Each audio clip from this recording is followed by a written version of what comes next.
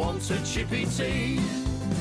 Chippy Tea, Chippy Tea, I want a Chippy Tea.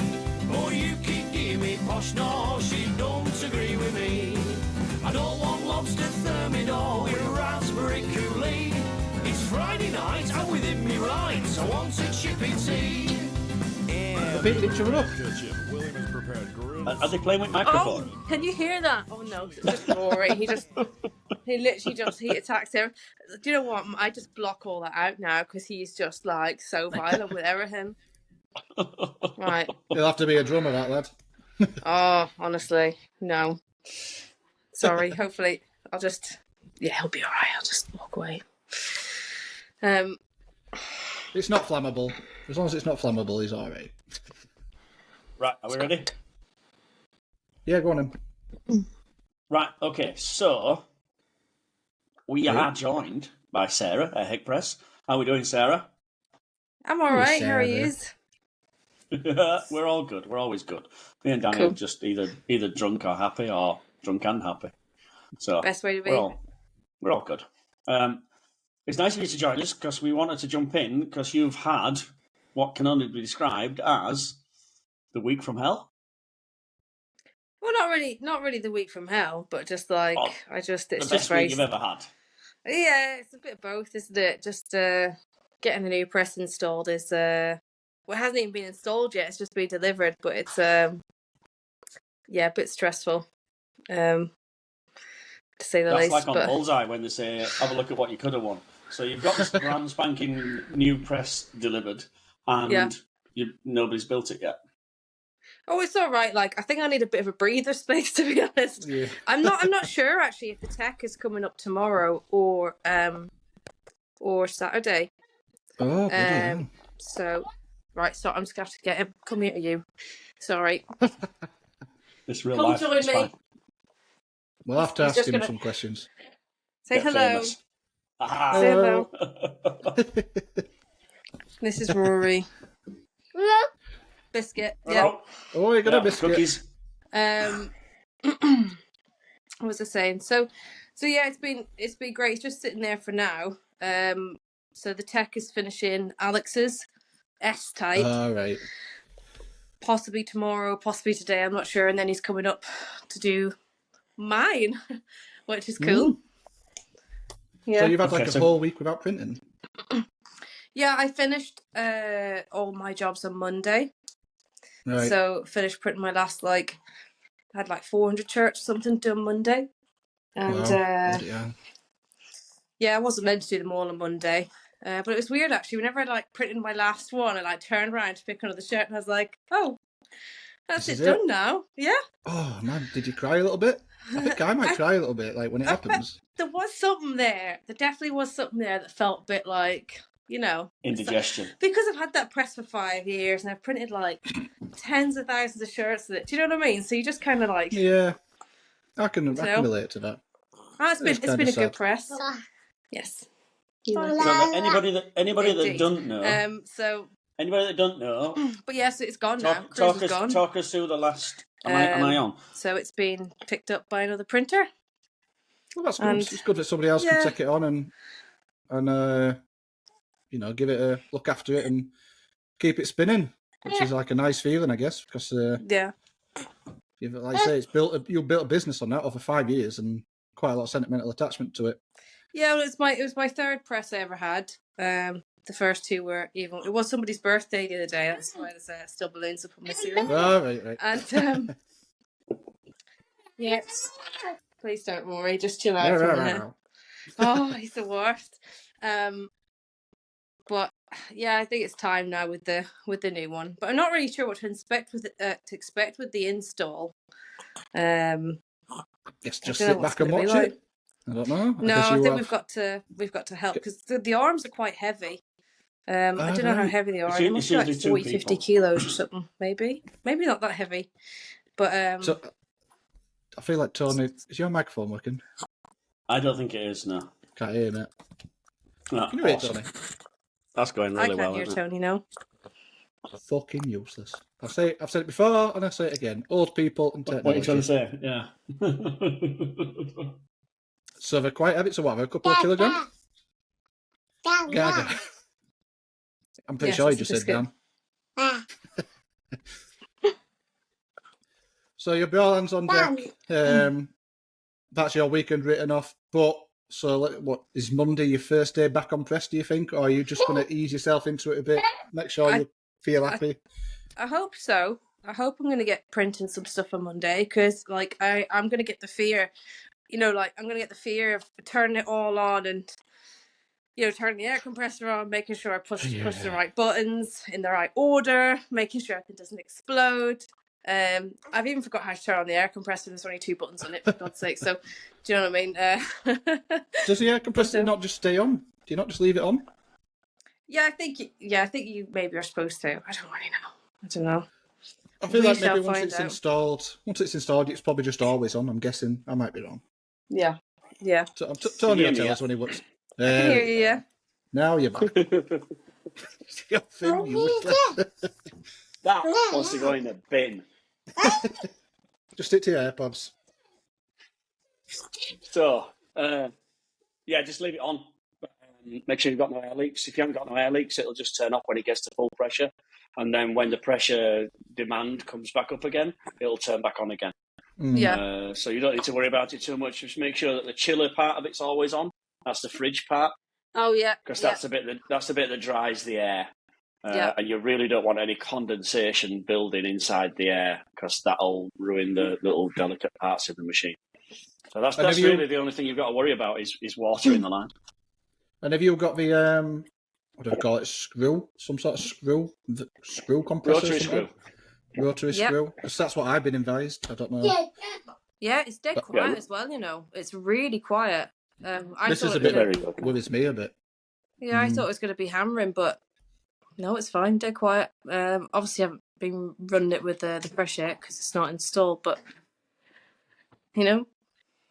Have you run lines across your...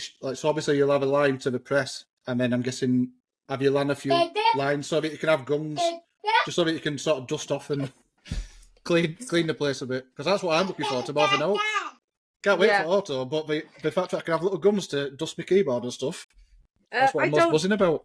I don't think I'll really use airlines in the rest. I've just got like one piped in at the moment. Wow. I mean, maybe I'm... Pick one next to where you develop to dry your screens off quicker. Yeah, to blast away the water. Yeah. It works great to dry screens off after you've developed them or after you've degreased them. Oh, okay. After you've degreased them, it can save you, as long as you're not blowing dust around, it can save you maybe half an hour on a screen. As long as that chiller's working and there's no residue getting left in pipes. Yeah. I used to have one, and I was actually squirting oil into my screens for a while. Oh, no. But I didn't know any better. Yeah. No, I don't. I suppose maybe. I don't know. There's just so much stuff going on. I'm like, one thing at a time. I don't have like a film position unit for the MHM either, which I did email about, but never got back to me for some reason. So yeah, we'll see. I don't know. I'm just gonna have to wing it, to be honest. You can't always have everything there. Sometimes you've just got to get what you need and then just take it a step at a time. And the airlines and the pre-reg, and I guess I'm sure you'll add to the press later on in time. This is my favourite episode. I've enjoyed this. Anybody who watches this who has kids like this age and runs like a screen printer shop is just going to be like, I feel so sorry for you because they just make everything impossible, especially this one, don't you? Yeah. Oh, trying to clean plastisol off him. Oh, he's just dangerous. Plastisol, would you? No, never. Would you, Sarah? I'll ask you again in about 6 weeks' time now you've got this auto. So if I've got any. Yeah. So we'll just give a little bit of a background because my microphone wasn't working at the beginning. But for anybody that doesn't know, Sarah's just made the move from manual printing to auto printing. What did you get, Sarah? 6 or 8? 8. 8, 10. 8 colour. 8 colour, 10 X-type? X-type, yeah. MHM? Yeah. So, first press, first auto. What's your biggest worry? What are you thinking you're going to cut? You're going to struggle with the most? Just really the position of the films, because I've been down Alex's shop running it like with him and doing some training, and he's got like a spider, and it's just so dead handy. Yes. Although I still managed to like bugger up a screen, which he'll never like let me forget about. But just ruined production for the day, you know. But It's fine. But yeah, that's the biggest thing I'm worried about. But I think if I can do it with a manual, like I'll figure it out like for a while. But I will try if you look at the press, yeah, you've got about 15 mil either way.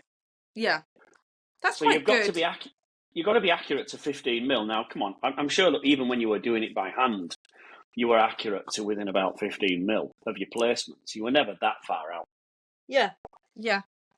So I won't worry too much. You've got to learn again now how to print without multiple flashes. That's probably going to be that's the question I get asked the most. Is how do I go from I've flashed every colour to now I can only flash one colour or two? I don't know how many flashes you got. How many flashes you got? One. So what position are you running that one with? Is that in your second colour? Number 2. I'd either pull it in number 2 or number 3, because I run like so much discharge, and sometimes I'll be flashing after like 2 colours. Oh right, that's interesting. It just depends on really like the colour order and whatever. Get down, you. To see. Sorry, guys. Cheers, Sarah. Hectic.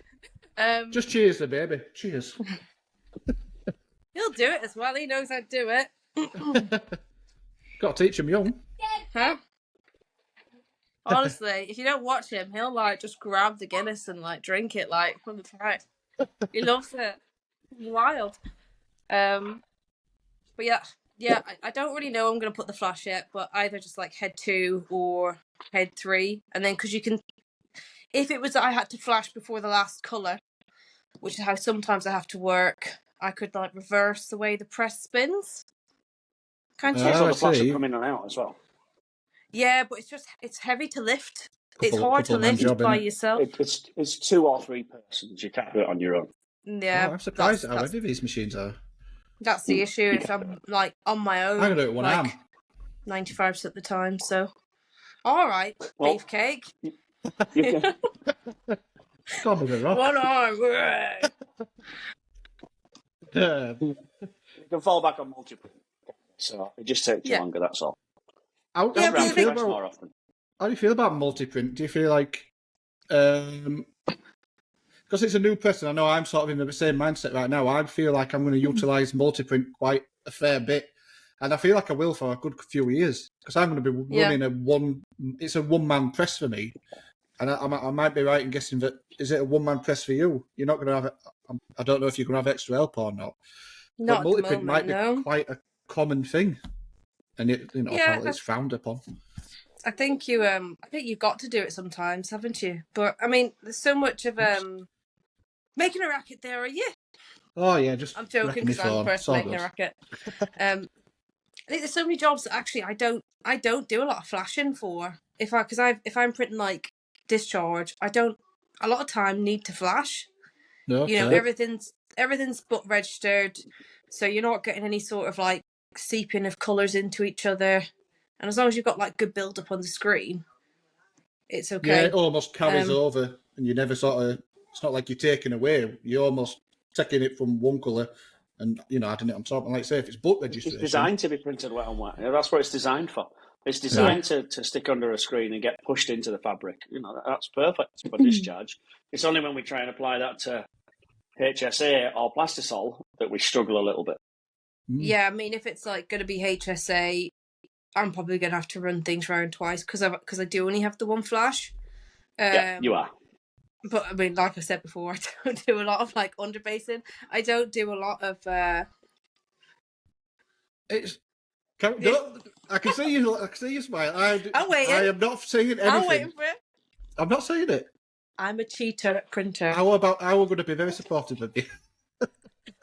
I don't do a lot of that like fashion or athletic kind of printing. Do you know what I mean? I am just printing for bands, so like most of it's discharge and doesn't need underbasing. So my, I very rarely actually. I don't use the flash a lot.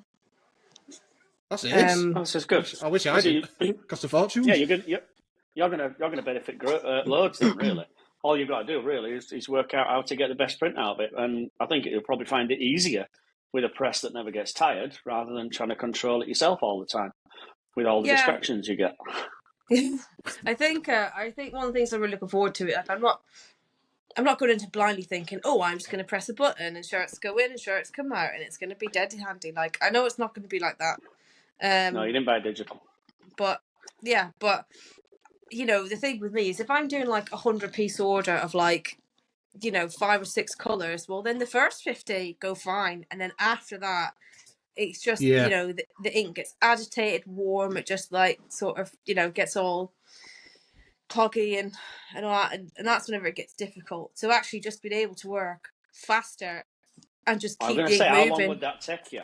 How long would like a 5-colour discharge job on 100 shirts take you? All day? Maybe like 2.5, 3 hours. Okay, so in theory, once you're all set up, this could, going round once with just you, run at about 400 an hour, depending on how fast you can load or how fast your dryer can cope. Let's say 300 an hour. So we're now down to 20 minutes. About 300 an hour. Yeah. Yes, you're looking at 20 minutes, which means your ink's not going to get shitty. Mum was on the phone, sweetheart. Okay. Sorry, I've got to. You do your mum stuff, don't you worry. Honestly. I don't know where it is. I'm sorry, guys. It's just all went haywire. The TV has only wanted you for 10 minutes, and it's been about 12, so I think it's about time. Yeah. Well, you just have to wait a minute, okay? It's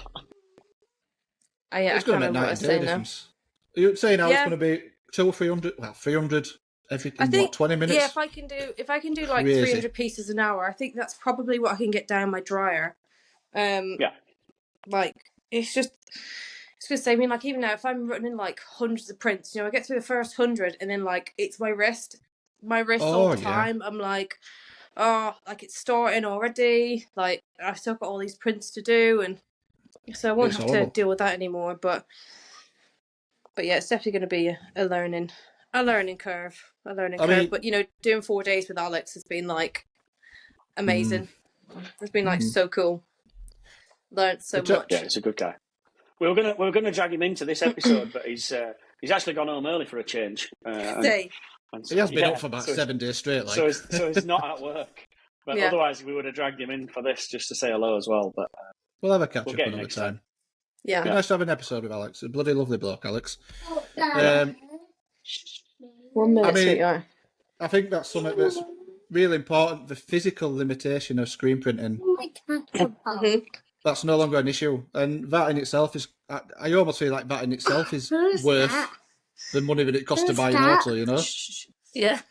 It's just a world's best screen printer. That's how it is. That's the world's best screen printer there, Mummy. That's Danny.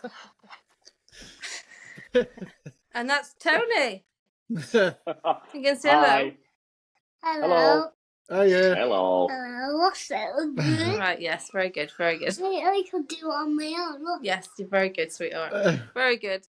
And they're going to be absolutely buzzing because Mummy is going to be so efficient at printing. They're going to see you even more now. So that'll be awesome. I hope so. Yeah, absolutely. Okay, sweetheart. That's great. Okay. Right. Well, I don't know where we will, but I feel like if we drag it out even more, you're going to have to put actual, literal fires out soon. So, so maybe we should say cheers very much. I'm really chuffed for you. Absolutely chuffed to bits for you. I'm proud to see it in your shop and it all going. Yeah, we're invested in your story, Sarah. So we're going to keep calling back and seeing how you get on. We've seen you printing manually. We've seen you this week through the install, and we're going to come back and see you when you're absolutely banging shirts out the door. What a dream. I hope so. because it's just such a huge investment in it. And then, but even like this week, like I've just had so many orders this week. It's been crazy. And I'm like, this is great because now I've got Couldn't come at a loads of better time. shirts that I'm probably going to ruin next week whenever I have to like learn how to print them. Yeah, you can now ruin 1,000. Yeah. All I've ever wanted. That is something that is a serious thing to worry about, especially if you're discharge printing. Like, you're going to have to be alert and make sure they're running okay, you know, because you don't see it until it comes out of dry, do you? And it's going to be... Yeah, but you could sort of see. And do you know what, actually? I changed all my emulsion stuff a couple of months ago, and I've had, like, no issues whatsoever. Like, I might have just got... If it's the one I'm thinking of, I've literally just got off of our mate at... That one? I've only got one hand, but this is like That's the one. Foam, but it's like... Yeah. I've just got some to try. I'm so excited. It's properly sold it to me, so... Is it red or is it blue or green? Blue. It's the same one you've got. Is it? Yeah. Oh, and you can use that for plastisol as well.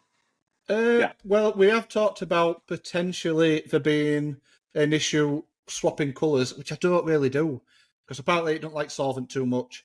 But I don't really do that anyway.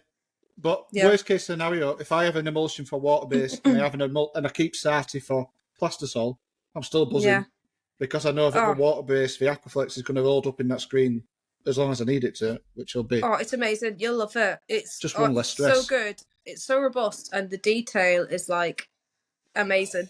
I'm properly excited. Name it. We're done with this now. Name it. What is it? I can't remember what it's called. Hang on. Let me go grab it. Aqua Plus? Is it Alchemy Aqua Plus Plus? from Alchemy. Alchemy Aqua Plus. Aqua Plus from Alchemy, and it's sold by Pyramid. Yeah. Alchemy. But he actually Dean phoned me to just say that, you know, we've got this, do you want to try this? And I tried it, and I'm like, love it. It's great. I've honestly had no problems with it.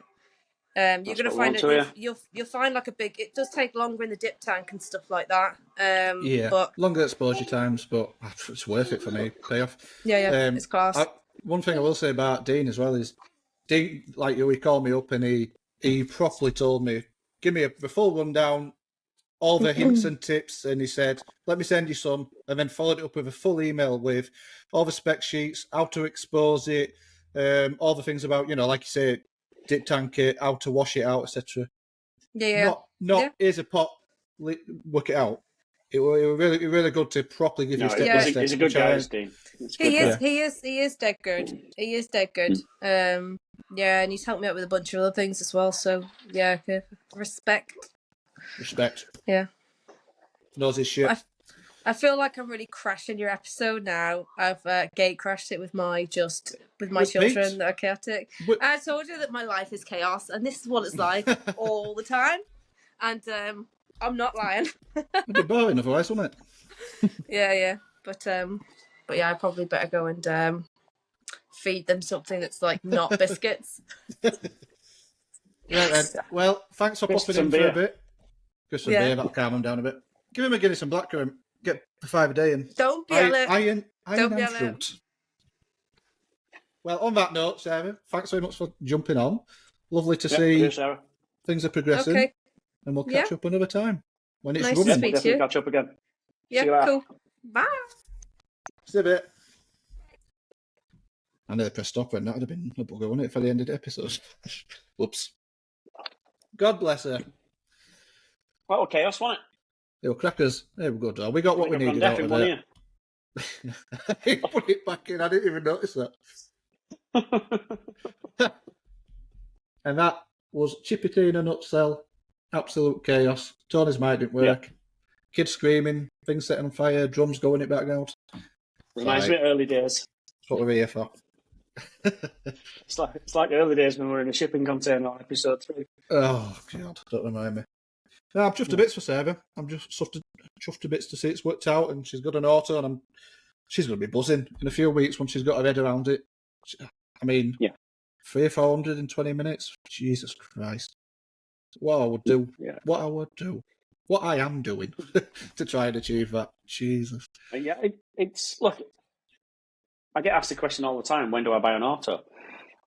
What's the advantage? When do I go it? And it's chicken and egg. It depends on your personality. If you like to gamble and you think that you can go out and create more work, you know, get an auto.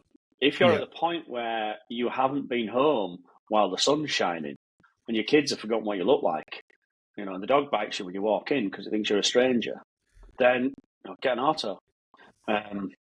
Which auto? It's a tricky one. There's a lot to it.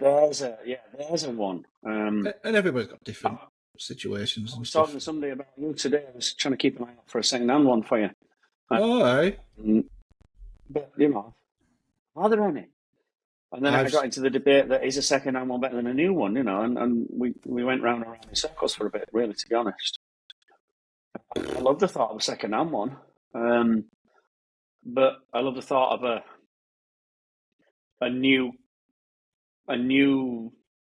mid-range press rather than a second-hand top-range press. Yeah, I'm a little bit skeptical to say too much because I've got fingers, toes, anything I can cross, and I really don't want to jinx it. But there's some in process, and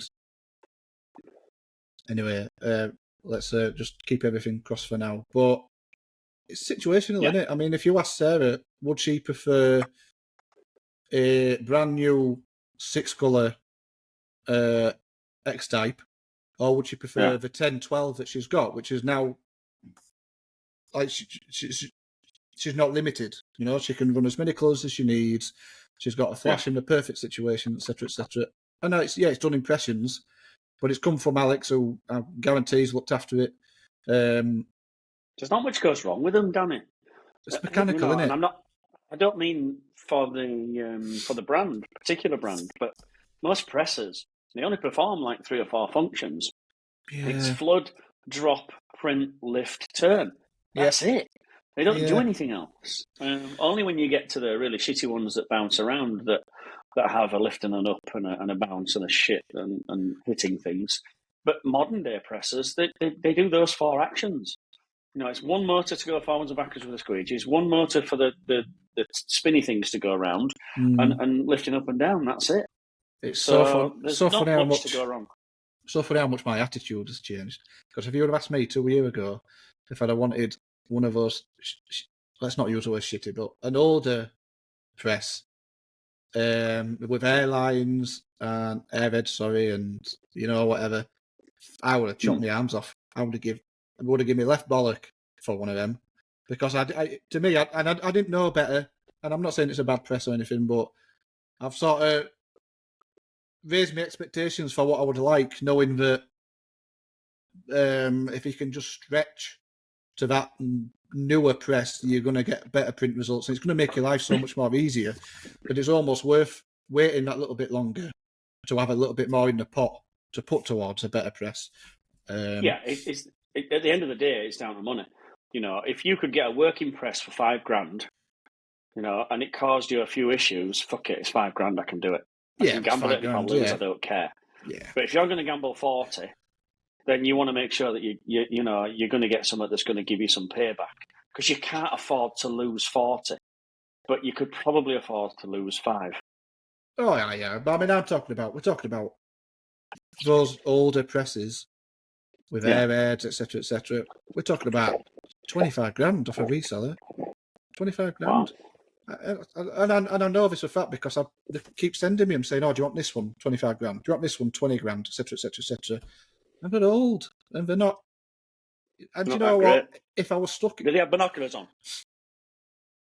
Binoculars, you know. What? Yeah, so they could see you coming. We did there, Tony lad. Anyway, I'm not in his good books anymore, so I don't think I'll be getting any more offers. It's sure for me. It's just up to 30. Yeah, probably, hasn't I? If anybody wants to screen that, by the way, drawing cabinet. Got one I can sell you. So I think if what I've got in the pipeline right now, and I'll know in days. You'll hear about it in the next episode if it all comes to fruition. If it gets slammed in my face, I'll be heartbroken because I'll be back to thinking I've got to find. I'll have some tissues. I've got to think. I've got to go back to thinking I've got to get one of them type of presses, and I've sort of my head's conditioned to something else now, and I'll be proper heartbroken. I'm not sure. I'm not saying it won't. I won't be able to make it work. I'm sure I will, but I've got my eyes set on something now, and I've got it actually printed out. I put some little stars around it because I want to manifest it. Get the fuck out. Listen, if you'll see it in background, you'll have to eat them words. I know, yeah, I will, yeah. We've had this discussion, I know. So, she brought some up. Oh, we touched on something that I thought is quite interesting and something to consider, and that is flash placement. It's easy for you to say. Most things are. Now, I have actually, and I'm asking about this because I've got a conundrum now about how I have mine configured should all go according to plan. And I could actually show you what I've got in mind. So actually, I have to thank Sarah, actually, because I was under the impression that a particular press that might be in the pipeline, it's a 6 colour. One of those colours would be removed for a flash. So now I'm down to 5 colours. But apparently, actually, no. You've got your shirt on, and then a second palette for shirt off. You can actually put your flash on the shirt off, and they call it a single user operator machine. So I only have shirt on, shirt off, the same palette, and then I would have colour 1, and then I would have flash 2, 3, 4, 5, 6. Which is a revelation. What we call a 7/8. So right. we call a 7/8 or a 9/10. Where you are, they're especially made for single operators because there's so many single operators around now. They're limiting, as in, if tomorrow you get the contract to print for Wembley Stadium, you're screwed. But if you think the next 5 years this is it, are still going to be just you on a press, then there is some logic to that. Some cold hard logic in that. I'm always going to be here on my own. I'm not going to employ someone else. I can't afford to employ someone else, maybe. Especially not if I'm paying for this fucking monstrosity that I've just bought. Not logical at the minute. Yeah. No. So it's cheaper to get a machine and run it yourself. There is some logic to having a 7/8 or a 9/10. It uses all the available space. Plus, on that particular brand you're thinking of, the problem we were discussing with Sarah, where you have to physically use 2 or 3 people to lift a flash in and out. Not easily Yours changed. is on wheels. Oh, is that right? Wheels. Yeah, it's on wheels. Really? So yeah, the head lifts up like that, and the flash slots in. Oh, I didn't know that. So it's not like an MHM where it's like fixed, attached. No. Oh, it's on a trolley. It's on a trolley like yours, just like yours behind you. Well, apparently that with wheels. This might be inside information. This apparently it's made by the same people. That particular company, or is it the dryers? Them 2 companies are quite well linked. Apparently, both from the same place, Portugal. I don't know who made your. Yeah, you know. Your flash. Ricardo. Apparently, that flash is very, very similar to the one that I might potentially be getting. All right, okay. Potentially, I might be wrong. This is just something that I've been whispered in my little lug oil. We might be whispered in your lug oil. Might be. Would you like to see my plan then? Yeah. Fuck it, why not? Got to fill time, haven't we? No, I've got shit to talk about, but it's all about you so far. Yeah, fucking makes a change, doesn't it?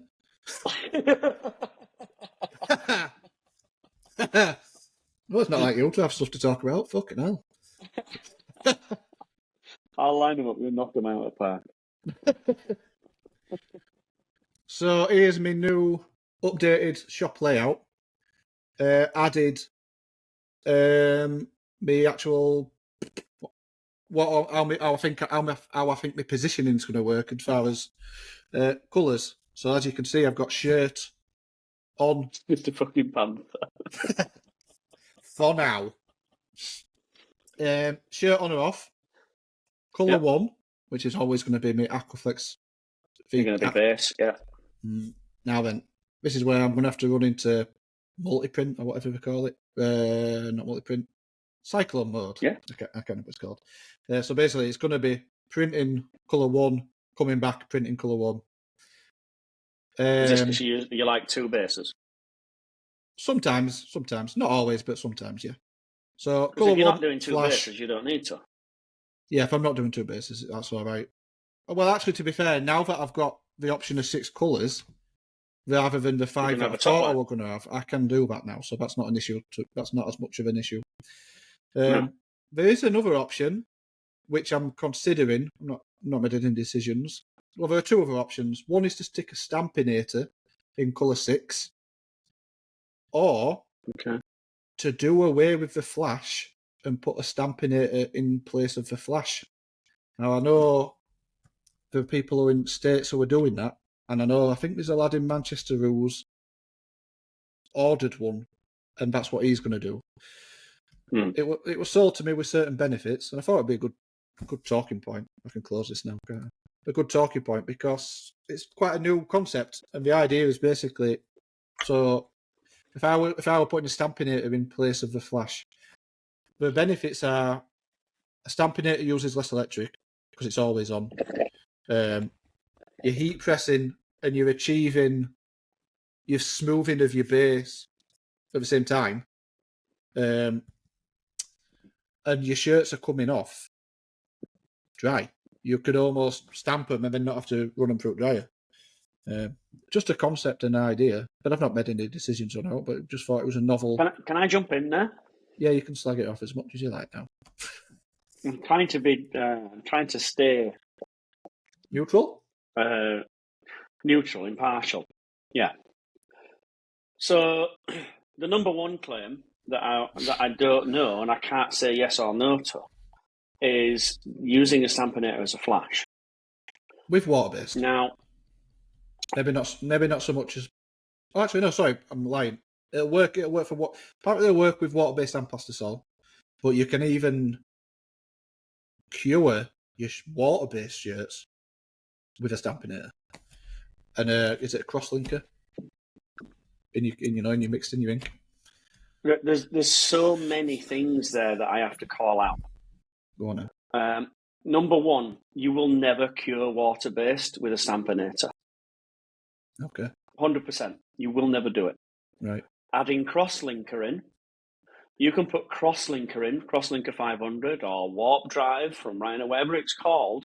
You can put that in. You can leave the shirt on the side with zero heat whatsoever, and in 24 hours' time, it's cured. All right. So you can dry it to touch. So it will be cured, but it's not because of the stampinator. All right. It's because of the liquid crosslinker that's basically doing its job. We used to call it air cure, AJ cure. Sericol used to do it, monocure, where if you go abroad, you'll see them hung up and they're air dried. Yeah. God. So all the stampinator would do would make it touch dry. Yeah. Wouldn't cure it, would make it touch dry so you could stack it. And then the crosslinker would do its job over the next 24 hours. So I have to refute that claim. The first claim that I have to question, okay, I'm not going to say yes or no, so I'm going to question. Go on. Using it as a flash cure. I don't know anybody who does it, and I haven't had experience of it myself. So I can't say it doesn't work because I haven't done it. No, I wanted to get my hands on one and try and see whether it work or not. I can understand that using a hot iron or a pro iron or a hothead or a stampinator, they're all three the same. They are basically a heated element on a Teflon sheet. This will get the ink up to its gel temperature. But when it first touches it, it's wet. This was my initial reaction and worry. I'm thinking, surely it's going to pull away plastisol or water-based. It's going to pull it away. So I'm not saying it don't work, but I have to see it. It's one of those you have to try, isn't it? And again, it's like the crosslinker claim. You could sit here and say, yeah, absolutely. It will cure cross-linked ink instantly. And that's sort of, little bits of that are correct. No, it's a crosslinker that's doing it. Scientifically, so you you're could wrong. Say, but for your, like in practice, you could consider Nothing it about that is wrong. Yeah, all the statements are true. It's just that they're taken a little bit out of context. In the same way that we should got Alex on now. Virus say that they print wet on wet. Yeah. So Virus say they print wet on wet, and you see them printing 6 colours without a flash in between. You think, that's well wet. That's great. That's superb. Well done, Virus. Well, actually, no. The palettes are at 90 degrees. So the palettes at 90 degrees, we're getting an instant dry Instantly drying, of the ink, and therefore we don't need a flash in between. We need a heat source. It's just, we're just changing the heat source from above to below. Yeah, in a way. But in practice, you could market it as doesn't need a flash. But really, it does need a flash because it's between 40 and 80 seconds between impressions, and it's having enough time to drive the water out and have that effect on it. Yeah. So it's not... that's a bit blurred, isn't it? Well, that helped. Not. No, it didn't help at all, didn't it? So it's not exactly a falsehood. No. It's just that it could be taken out of context. So out of those two statements, I have to, first of all, no water-based ink cures unless all the water has been driven out of it. The crosslinker has effect, and that usually takes a minute at 160 degrees for the water to be evaporated. Yeah. And if you stampinate it for a minute, same effect. But why would you do that? You end up burnt shirt. All right, yeah. Maybe I've elaborated on them. Maybe I've mixed some statements. No. The salesmen do make those. The salesmen do make those statements. It's just that they're not always true. Right. No. Well, this is. I mean, what about the option of running a stampinator at end? Then again, you're not really getting what you're achieving, are you? Because why? You're losing a colour. Well, that's not made any fucking better, is it? No. Well, you get a nice finish at the end, maybe. Well, yeah, you're heat pressing everything. So I did the test with an MHM product, which is a Pro Iron, and I put it in 3 different places. 1, before any ink. 2nd, after the base, and 3rd, after all the ink. Right. And I thought the best result would be after all the ink. Because that would give me basically the best heat press result. But actually, the best result was before any ink. So if I was going to use a stampinator, fuck me, this is bad. If I was going to use a stampinator, it would be the before first thing that hits it. Any ink. Yeah, like a pre-press, let it come back, then start printing. That makes total sense. My issue is I don't think we gain enough for the customers that we have to warrant losing a colour. Yeah, well, this is it. I mean, I've already just sort of got over the loss of a 6th colour, and now that I've got it back in my life, maybe it's not a great idea to stick a stampinator on and then lose it again. Well, let's throw it out there. Let's throw it out there to anybody who's listening to this who's got a stampinator. Have you tried wet on wet? Have you tried it after? What do you think about it? Did you buy it and have you put it to the side? Are you using it to apply transfers like they say you can? See, that's another thing. That sounds fantastic. Just have that option to just, on the same carousel, press any particular transfers, be it with a net label or like even if you're doing some random DTF or whatever, just throw it on the machine like you would do a normal print. I mean, it comes off, boom. And I love that idea. That'd be so much faster than any. Awesome. Yeah, that sounds awesome to me. It sounds, I've got no problem with that whatsoever. It's a nice little bonus, but maybe at the cost of a colour when you're already limited on colours, maybe not worth. I just don't know enough about the product to be able to sit here and go, it's not true. So I'm not going to do that. No, we've got to be objective and ask the question. Yeah, I am going to question curing water-based. I don't think it will. And if they say, well, you just put crosslinker in, well, you just put crosslinker in, you don't need to dry it at all. Hence, remember the story in Jordan with Under Armour. Yeah, I don't remember, but the dryers were 25 metres away from the machines. Oh, really? Right. Why? Because the crosslinked had four machines, because everything was cross-linked and flashed at the end. It's not a terrible, but is this a terrible scenario? Is this a scenario that you should rule out? I'm considering I've only got a fucking Panther, a tiny little dryer, which is going to really slow production down.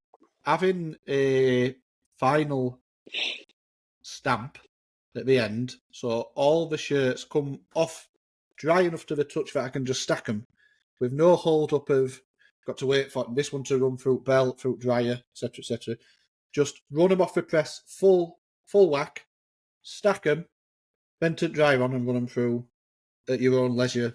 At the end of the day, just something like that. You know, are you getting something then? Are you getting some sort of benefit from that? Or I don't not? think so, but that is the full production technique that you've just described of a major sportswear manufacturer. Is that However, right? they have 12 staff whose only job it is to put things through a dryer. Right, okay. And that drying process is happening while the press is running. Yeah. So you don't have that luxury. No. Just thinking outside the box. It was just suggested. No, it's great. And what I would do, I would just keep that old flash behind you. Oh, I'm not getting rid of that. That's just going to be a good backup. And have that in there. Because, well, if what you showed me is correct, that'll fit. He reckons so. It's just the control of it that I don't know how you're going to do. Oh, it'll connect. It'll wire up to auto. Communication. Yeah, it'll wire up. You can wire it up, apparently. We'll have to ask. It's got to have a communication cable, which is dead simple. Are you on? Yeah. Are you off? Yeah. Yeah, well, that's what I thought. It's only binary, innit? On off. So yeah, he brought me a sample shirt and everything. I'm very impressed with finish of a plastisol shirt. And it was just another thrown into mix, something to consider. How much are they? About the same as a flash. About $5,000. Yeah. Maybe a bit more. Roughly the same as a flash. It's about the same as flash. Yeah, so I would be, instead of getting a flash, I'd be getting a stampinator. See, I wouldn't do that.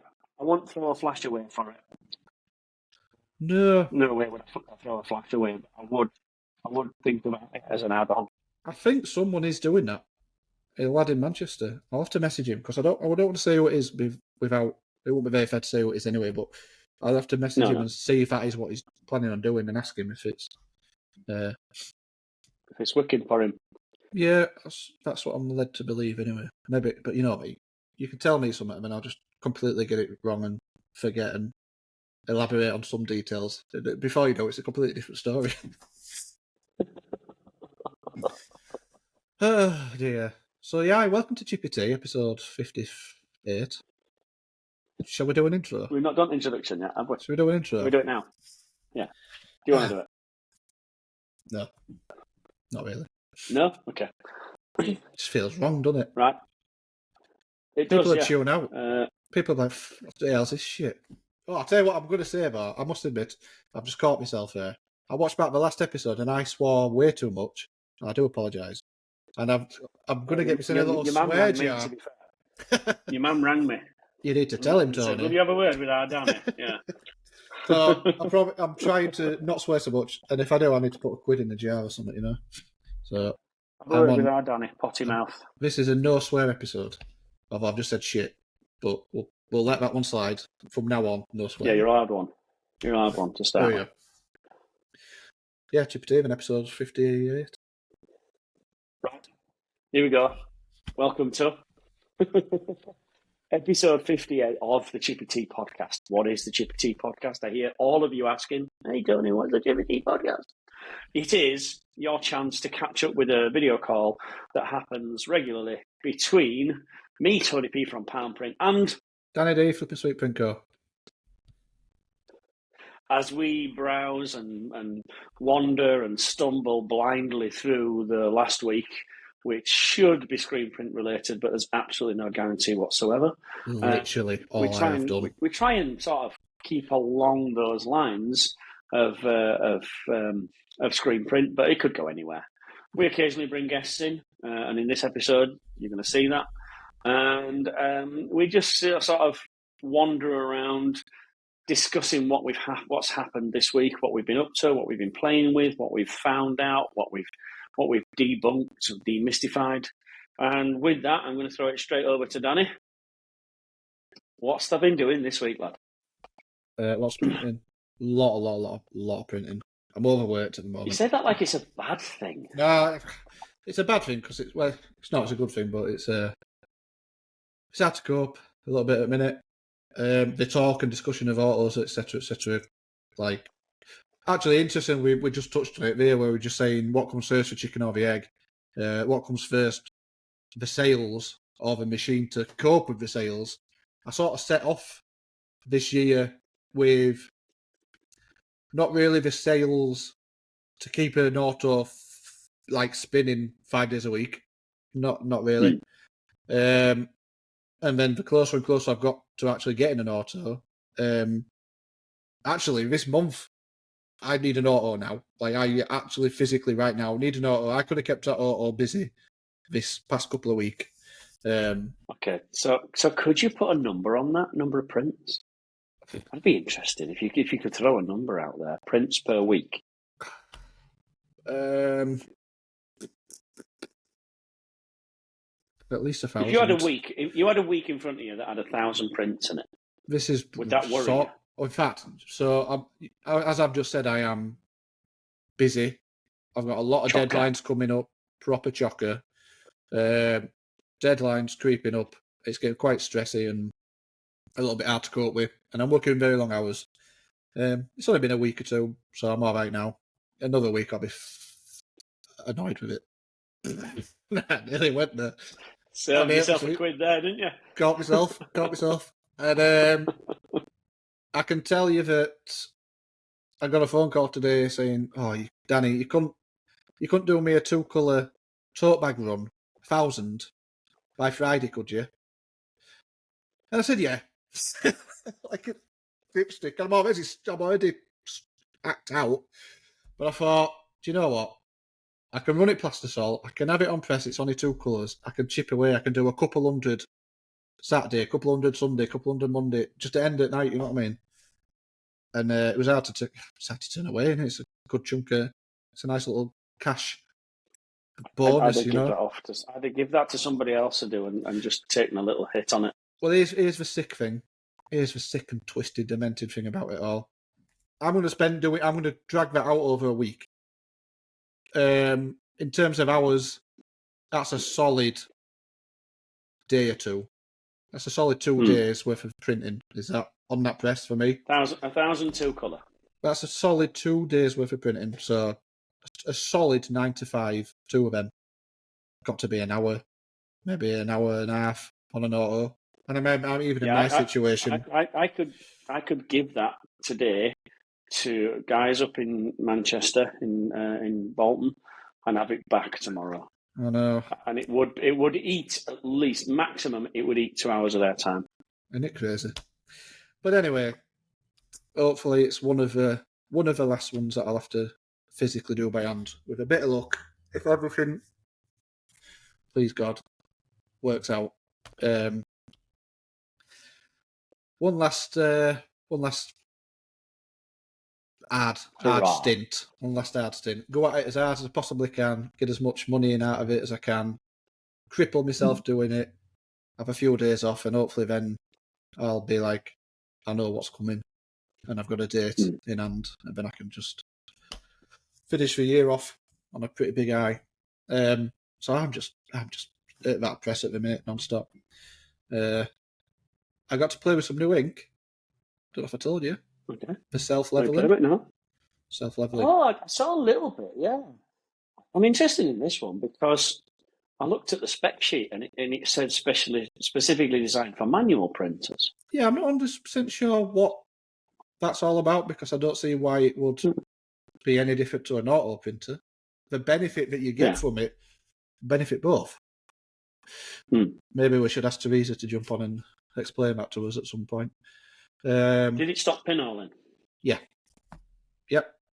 It worked. Bold claim. I'm going to say yeah. Okay. And I can tell you that because I literally did a job before we came on. It were 3 colours. Print Flash Print V2. Print Flash Print Self Levelling. And then I put red and I put blue on top.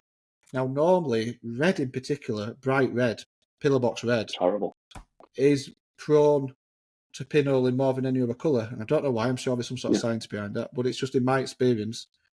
If there's ever a colour that winds me up for pinholes, it's usually that one. I've got a customer that only prints red on white. And he sees it all the time. Right, well, if he sees it all the time, let me grab a pot and do the old sales pitch. Right, I'm going to text him now. If you're, well, you can't watch it live. You'll have to watch it later on. If you are in the market for HSA water-based white that does not cause pinhole in your top colours, well, you should get a pot of Magna Print V3. Now, they might call it self-levelling. Have you But called it I V3? have relabelled it V3 because let me tell you, it is basically V2 that little bit better. Plus. V2 plus. I can't see any difference printing wise on a shirt wise, other than it stops pinholing. So I'm relabeling it V3. So I thoroughly recommend this. I mean, I thoroughly recommend. I've only really done a couple of jobs and I've only got a small pot, so it didn't go very far. But from using up this pot, I like this shit. I get barrels of V2, 30 kilogram. I think I'm just going to do away with V2. I'm going to go all log, get a 60 kilogram barrel of V3. There you go, Teresa. V3. I think we should call it V3. We should call it flipping V3. Flipping V3. It's in a barrel of flipping V3. Have a word with Teresa. It needs to be renamed Flipping V3. I have suggested it to her. She wasn't impressed. But most people are not. My humour. Apparently my humour doesn't quite travel well with everybody. Upsetting people seems to be my forte at the minute. But Yeah. So how about you? Where are you at the minute? I see you back in an hotel room. It's a nice looking hotel room. Is that double door? Does that give you... That's a wardrobe. Right. Put dead bodies. Jupiler. Somebody spelled Jupiter wrong. Jupiter. Spelled it It wrong. looks like Jupiter, but that's definitely an L. Right. It is a beer from Belgique. Oh, you're visiting a Swiss shop. Just north of Denmark. turn left at Switzerland. Go through Croatia, and you're just about mine to hit the bottom end of Belgium. I think we need to work on geography. Yeah, we definitely need to work on geography. I'm in Belgium, smack in the middle of Europe. I don't know if I mentioned. Oh, yeah, hell of a place. You like it, don't you? Yeah. I like it. Yeah. And you're visiting a shop? They're big on their beer. Yeah, so this is a return visit to a shop I visited in November. I was here in November. And it's the same story, a very same story that you've heard me tell millions of times before. I'm sure that'll go down well. Two. Tell it again, might as well. It's not like we don't do that presses. all the time, every episode. We had 5 staff last time. Cock and balls. This time we've got 2 staff, and there is 0 staff from my last visit in November. All right, so whole fresh faces. Just complete change, yeah. Some got pregnant, some ill, some have left, some have moved on, some have told them to stick it up their ass. So it's just it's a staff problem, a squishy thing. Parcel of it, isn't it, I guess? We put a lot of time and effort into training people, and then they do them. Nature of the beast, they're people, they can leave, or life hits them, or life changes, and they go and find something else to do. So we're back to do some training on specifically fundamentals. Yeah. Or basically fundamentals, specifically wet on wet. Right. So this shop has adapted 100% fully on board with the Danny technique. Have they? Oh, I really need to keep an eye on their Instagram now. 100%. Wow. So last time I was here, they were all water-based, and they were struggling, especially with wet on wet. Wow. Especially with keeping things open and keeping things moving. They have since then moved to what we can only call the flipping sweet theory, the Danny technique of Aquaflex V2 with plastisol on top. And the results are awesome. They look great. Sure we do. Yeah, the results are absolutely superb. They need to get on to that V3 shit. We've done 2 techniques so far. First technique is underbase plastisol on top. And the one thing don't Highlight white. really agree with Plastisol Highlight White. I think it looks great. But, there's no, especially now with V3, there's no reason you can't flash print and put a top colour on top and do away with a highlight white. I mean, I'm sure there's specific sim process jobs where you wouldn't take that approach, but if it's mainly like solid graphic work, you can We had a do solid that. graphic in, which was basically big white text and a love heart with a white outline. Right. Nice and simple. Yeah. And so now, okay, well, we've got two options here. Right. Base white, top colour of a green love heart, and then a highlight white with the text and a little white outline on. Say that again, would leave us with... So, love heart, we've white. got a word, Yeah. which looked like feet, but apparently meant party in Belgium. All right, yeah. But it looked like feet. And then a love heart. And this love heart was green with a white outline. Oh, cool. Right. So, traditionally... So black shirts, traditionally, base white. Yeah. Green centre of the heart, white outline with the text as well. It's white text. Yeah. So we decided to go, okay, single colour, we can do two bases. Base, flash, highlight, green. Yep. Because we've got multiple flashes, so we can do it. They're running an auto then. And yeah, on an auto. And it looked, I knew this would look great because this would give the green, the middle of the love heart, superb strength and power. Yeah. And gave it to the guy on press who's been doing this sort of technique for about 3 months now. And it got the white, Aquaflex, flash. The next white, the second base, which is just a straight copy of the first base, he put plastisol in. Ah, no, you see, that's unnecessary. If you was doing a highlight white, I can agree with that. But don't put a plastisol, don't put... Yeah, no, you're right, don't do that. It's unnecessary. You're just adding in a layer of thickness that you don't need. Just print the V2. So you've got a nice... print flash. Because obviously you don't want to put plastisol on top of wet. Don't go V2, flash, plastisol, flash, plastisol again. The idea is the whole purpose is eliminating double layer plastisol, because double layer plastisol is a little bit thicker, and you're trying to reduce that. Now, if you're printing plastisol, you're trying to achieve any plastisol print. You're trying to achieve 2 layers of ink, aren't you? You don't want print plastisol. You want 2 layers of ink, and that's like almost an unwritten rule that you should do.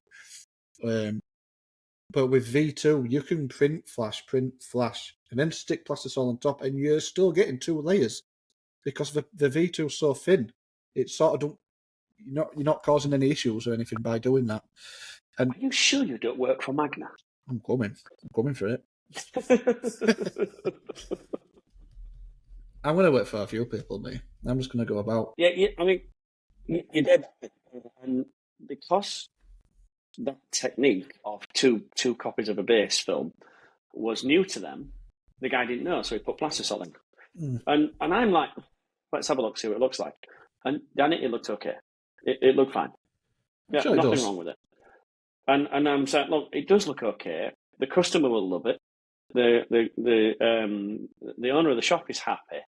But just to please me, miserable bastard from England, come all the way across here.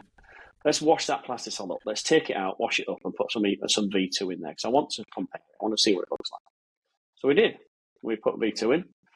Night and day. Yeah, it will be. Yeah, I guarantee it. Night and day. Yeah. The finish on the big white text was superb, and the brightness of the plastisol was increased loads without going technical, bubbly. It had a textured finish to it with the plastisol, but it wasn't textured. No, it removes the water-based. Yeah, this is why you can almost pass it off as water-based if you use a little trickery as well. Especially if you take that gloss off, you can pass it off if you was so inclined to be a little bit devious about it. As water-based, you can get very close. I've always said this: you can get very close to a 100% water-based print. Not quite. You'll never get there, but you can get pretty close to feel. Yeah. But like you say as well, something that's important, and something that I've always played on as a selling point is my colours are super bold and opaque and vibrant. And it is that base that gives me that option, because if I'm putting a lime green plastisol on top of a flash print V2 white, it pops 100%. And this did. There's no shirt showing through. There's no texture. It is like a solid popping colour. It looks for business. No fibres poking up through the ink. Yeah. Nope. You can eliminate it. And well, that leads me on to, we swapped the ink out, but didn't swap any of the press parameters. Right. So although I was happy, I knew it could be better. So we then played with minimums. Minimums is minimum pressure, minimum travel, minimum angle, so that we're just kissing the top of the surface of the ink. You're buttering it. And then when we did that, it's like buttering a muffin. It always sounds bad when I say it. I don't know why. So then, I think when I say buttering a muffin, I need to put a pound. I need to put a pound in your swear jar. You do, eh? So we then compared the three styles. So style number 1, water-based white, flash, plastisol white, flash, plastisol top colour. Version number 2, water-based white, flash, water-based white, flash, plastisol. Yep. Version number 3, water-based white with minimum pressures and travel, flash, water-based white with minimum pressures and travel, flash, plastisol. And by far the best result was version 3, where everything was minimum. The edges were defined, had no fibres poking up through the ink whatsoever. Everything was just smooth and good. Retail looking. A bit like the shirt I'm wearing here. It will be. It's counterintuitive. Yeah. It's counterintuitive though, because you think, well, if I want a smooth print, I need to press it in. I need to press it into them fibres. But all you're doing is you're allowing those ridges and those fibres to poke out of the ink. Now, if you butter it over the top like a nice pack of muffin, salted Lurpak over a muffin, it has to be salted as well. Don't come for lightly salted bollocks. Or Norpak. My ass. Norpak. Aldi's own. It is. You don't want to be worried for that. Or Lidl's. Don't cut corners on your Lurpak. Smoothing it over the top. It all starts with that first initial V2 smoothed over the top, nice and smooth over those ridges, and then that sets your base. That sets a smooth, level surface for everything to sit on top, and it just makes a massive difference. Very difficult to do on a manual when you're an absolute beefcake, especially. I've got to cut that out. That was too far.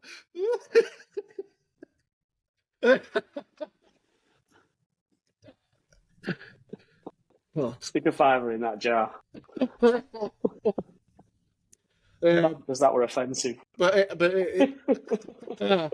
it is hard to do because you can't quite have the same finesse with a squeegee as you can with a machine. You might get it once, but repeatability is difficult. Repeatability is not quite there. You can. I mean, it gets harder when it dries up. Sarah talked about it all. By the time you got to 50 shirts, this ink's all gunked up and stuff like that, and you're having to put extra effort and babysit, and this is where it gets physically demanding. If I'm doing it by hand, the first few prints will come over smooth as butter, and then as it's getting gunky and you're having to rehydrate it and stuff like that, you're not getting the repeatability. On an auto, a little bit easier to control, I'm guessing. I'm assuming. Yeah, because it's more predictable. So, yeah. It's the exact same pressure every time. The first print's like the last print, yeah. So that's the whole idea. I mean, and then that was a really good exercise in controlling things and making everything minimum. And then we've had a multicolour print with an Aquaflex base, but through a 90. Oh, yeah. Why not? So we threw the Aquaflex through a 90. and it was fucking lovely. Was it a really dark nice. shirt or like a neutral colour? Charcoal grey. Charcoal grey, that's it worked well. Yeah, it worked well. It did good coverage. We had a Champions League print, so we had a red and a white on the top and a gold. Yeah, it was lovely. I was a little bit surprised at the opacity of an Aquaflex to a 90. It works well, doesn't it? Surprising. Which is a 230 for any Americans listening. Yeah. But it did work really well. It didn't block up. It didn't dry in. But my screen fell apart after 80 prints. Did it actually? And it was a 200-piece run. And after 80 prints, I started to get a line where the squeegee was. And at 130 prints, there was more tape than stencil. So that comes on to this moves on to what we spoke about with emulsions, looking for that really good water-resistant emulsion. I've had so many names thrown at me, from lava for WR to Hydro X to all these different ones, base layer, everything. Where people say this is good, this is good, this is good, but I've seen one emulsion, the same emulsion, prosper in one shop and fail in another. Yeah. I don't know why, always, apart from the number one failure point is controlling the moisture in the air. Yeah, humidity and getting rid of the moisture before we coat and before we develop. And number two is cleaning, making sure it's cleaned properly and all the chemicals are washed off. So is Codelco running PHU? Yes, Artie PHU 2, yeah. Which was absolutely fantastic on all the plastisol screens, because this job had 9 colours and all the plastisol screens were fantastic. And the one water-based on the base, which was a 90, so it was thin emulsion anyway, just failed. And it failed fantastically. And you were running it light if I'd have had to stop and wash, if I'd have had to stop and wash it, I'd have been screwed. It wouldn't have survived a wash. See, this is what I've told you before. This is what I brought up in the past. That's what I've said to you. It won't survive a wash. No. Shall we use this as a pristine opportunity to plug a new emulsion I've got to test, and also at the same time have a wee? Yes. Because I can go grab it. We'll talk about it. Go grab it while you go for a wee. Let me have a wee and I'll go grab it. Might get another beer because this is ready to go, this one. I've just been invited out on a beer and I said no because I'm with my mate Danny. Oh, bless you. Well, can't you go in a bit? It's Belgium, mate. It closes at 8 o'clock. Does it? They just all go to bed. Just all disappear. There's nobody around at 8 o'clock. Oh, yeah. Like a day session. Have you not finished it yet? Bunch of these crisps. I'm a family of 4. Let's go for it again. Talking about emulsion and breaking down and stuff like that, our mate at Triangle got in touch. He'd heard about our woes with certain pink and red emulsion, and suggested we try this, or suggested I try this, and so alchemy. Does it come with a reversing alarm? that will be biceps. Built-in alarms, just so people get out of the way. Beefcake, you. When I walk past. Is that a beefcake alarm I can hear? You have to be careful swinging them about, you know what I mean? In a crowded place, people get hurt. Yeah. Hey, God, it's horrible, this episode. I'm not enjoying it now. Plus, Aqua plus Aqua. Not Aqua plus Aqua. Move it to your face a bit. Plus Aqua. There we go. Yeah. If I do that, it looks like I'm a bucket head. That's better. It's from Alchemy, is this? Apparently it's blue. I'm not sure, I've not opened it. Very much like Sata PHU. You can use it straight out of tub, or you can add diazo or diazo, depending where you're from. Diazo. Is it diazo? Diazo, yeah. Right. And this is not a sponsored thing. Give us it to test, and I can't tell you it works, but it's worth a go, apparently. And apparently... So, this leads on from the sales guy is Dean Smith. Dean at Pyramid. Pyramid. He's our version of the emulsion guru, basically. He's really good on the technical side. And strangely, I'll be working with him next week at Screen Cube. Oh, right, yeah, Screen Lucia. Cube, the laser thing. Lucia. Yeah. Lucia. So he's really good. And I had a bit of catch up with him the other day, and I said to him, come on. There's got to be an answer. Yeah. There's got to be a good emulsion that doesn't break down when discharge walks into the room and says, hey, up, I'm here. Aye. So, what is it? Without us having to expose for 3.5 years, without us having to use chemical hardeners, without us having to be so precious and sacrifice as firstborn's liver to the squeegee gods, what do we need to do? And he said, well, I keep throwing this Plus Aqua around. One of the friends of the show's using it. Sarah's using it. Yeah. And she's getting really, really good results on discharge, which is, one of the most aggressive inks around. Yeah. So she's getting good results. I've asked you to try it. Yep. If you get good results, we'll push it. We'll definitely get behind it. Yeah, if it falls apart, we'll also tell everybody. So it's a dangerous game you're playing, Dean. It's a dangerous game, but also let's not forget that we've just said what works in one person's shop and might not necessarily work in another's. It can be very unpredictable, and you could have the best emulsion on planet. For some reason, it just doesn't work in your shop. And I don't know if I've done this. So strange. I've got a guy using Sati and gets 10,000 out of it. I don't know. I wish I knew. I think it's the way that Mercury aligns in your own anus, but I don't know. I don't know what it is. There's some sort of retrograde going on. That's what it is. Yeah, it's a bit of astrology.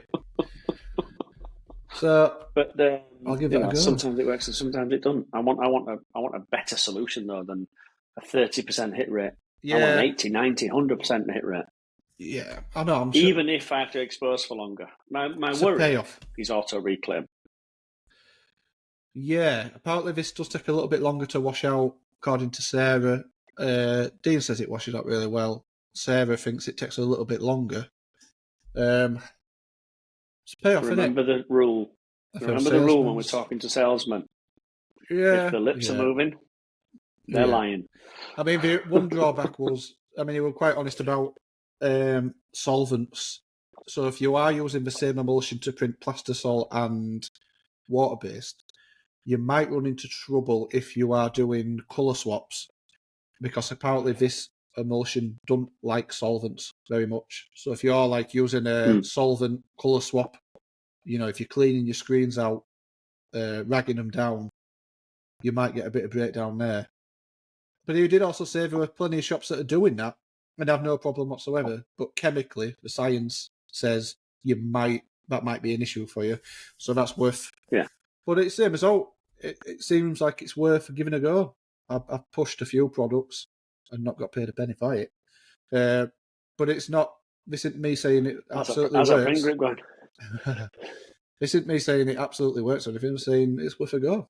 And I'm at that stage right now. I'm going to go give it a go, and then I'm sure I can tell you how you'll know how well it does, because you'll see blue screens in the background if it works well. Yeah, and this is what I spoke to Dean and I said, well, there's only really one test. Let's give it to a printer. Yeah. Because I don't believe what a salesman says, so give it to a printer. If another printer tells me it's good, I'm much more likely to believe him. Yeah. Than if a salesman says it's good. Yeah. Or somebody paid to do a podcast. I ain't getting paid shit. Shit swallow. I'll just put that quid in there. I'll give it a go. See, for me, I've always had this issue with Sati emulsion, which at some point I just thought it's just standard. Everybody has the same problem. You just sort of deal with it and work your way around it, which I have done. And it almost soaks in a little bit of V2 and you get like a rubbery surface, almost. A rubbery surface and rubbery feel. But I have always thought, to me, if an emulsion's fully exposed, it should almost be like plastic. If you put water-based on top, it should just come across with your squeegee nice and clean, almost like a sheet of glass. There should be no soaking in. Yeah. It should be impenetrable. In my head. But is that just me being idealistic? I don't know. Maybe this is it. No, you're right. We'll see. I think emulsion has sort of a couple of when we're trying to pick an emulsion, we're looking for some distinct properties that are important to us. I would say the three that I can think of very quickly for number one, resistance to. Yeah. And it's one or the other. We can't have both. It's either resistant to water-based or it's resistant to plastisol. If it's resistant to both, it's somewhere in the middle. Weaker on both. Yeah, it's not quite weaker strong on both. Yeah. If it's really strong on water-based, it's weaker on plastisol. Yeah. If it's really strong on solvent, it's weaker on water-based.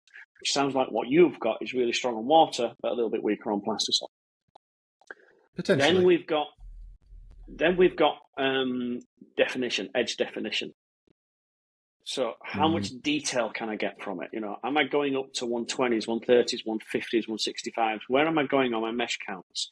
What's my level of detail that I top out at? And if it's low, you can pick an emulsion that fits that. And if it's really high-end specialist separations at 60, 70 DPI, LPI, then we pick that emulsion. Yeah. And then last of all, we've got reclaimability. Does it reclaim easily? A lot of emulsions, the reclaim issues are down to underexposure rather than overexposure. Yeah, very counterintuitive, that, isn't it? You would think the opposite. It is. If you have a machine which does it the same pace, same speed, same pressure, same everything, then you start to see a build-up of what we can only be described as chewing gum. It looks like chewing exactly gum what you mean. inside. I can picture that. Inside the machine. It's stringy and chewy, and it looks like chewing gum. Yeah. And this is the solution is to expose the screens for longer. But you tell that to a printer or a screen guy, and he goes, "It's hard enough to wash out as it is. If I increase that time, it's going to be impossible to wash out." Yeah. So we want an easy washout, but we want easy reclaimability. So balancing those sort of four major issues is where we choose our emulsion. We're going back to aggression again, aren't we? Everything in screen printing, when you're having to be aggressive, there's something wrong. It's all about finesse and fine tuning, and it's the same sort of thing. If you're having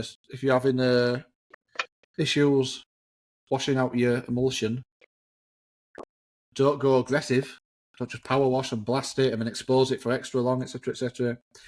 You know what I mean? It's applying aggression. Take a step back. Applying aggression where you should be applying finesse. Can we talk about step tests? Yeah. Right, so you can buy a step test, or you can run one through if you've got like AccuRip or RIP software. They typically have one that they'll print off for you. Why? Which is better? Now, in my head, this might be totally wrong, but this is why I'm asking you. Surely it's more accurate if I run a step test off of AccuRip on my film with my printer, and I use the old tinfoil trick to cover up, expose it, move it down, expose it for another however many seconds, move it down, etc., etc. That's my substrate, that's my ink, that's my film. Is that better than buying a step test from, I think Alchemy actually have one themselves, actually, I can't remember what it's called, but I'm sure they do. And it's like a clear piece of plastic, and then each one has a film over the top which gets darker in shade as it goes. I mean, you hit it once, and then there's some sort of annoying calculation that you have to work out, and that gives you your results. Which is best? It is an annoying calculation. It's the massive. You often accuse me of I should have been twins because I know too much for one bloke. Is that me? When we get to step tests and exposure calculators, I'm a little bit lost. I'm a bit like you. I get lost, and I end up giving up. They're overcomplicated, aren't they? The maths involved throws me off, and I'm not bad with maths, but it throws me off completely. The steps are so convoluted that I get lost in the procedure. And when really all I want to know is me exposing one of my films, which is printed at 52 LPI, but I how many seconds is it before I have to blast it, and how many seconds is it before it falls off? Yeah. So if I know when it falls off, I'll increase the time in 5-second intervals. And until I get to a point where it doesn't wash out, and then I'll come back 3 or 4. Dial it back a bit, right. So if you were invited to a shop, that's how you would dial in their emulsion, their exposure time, sorry. That's how I do it, but like I said, I'm not an emulsion step exposure expert. It's not my strength. But I know when a screen is not exposed, and I know when a screen is under or overexposed. Yeah. Finding the issue I have with step calculators is they're great if everything is uniform. So the tension of the screen is uniform. The coating technique is uniform. Yeah. And the light source is uniform. Now, the majority of shops, it's very difficult to have tension within a window. If you haven't got an auto coater, there's not a prayer that all your coating's the same. And the light sources, today I'm on metal halide, tomorrow I'll be on LED, the day after that I'll be on sunshine out of a magnifying glass, whatever it is. So it's very difficult to work out a constant. So that's answer number one is, this is not my area of expertise, but I know when it's wrong. Answer number two is, what's best, step that you print or step that you buy? This is where I'm. Step that you buy is better.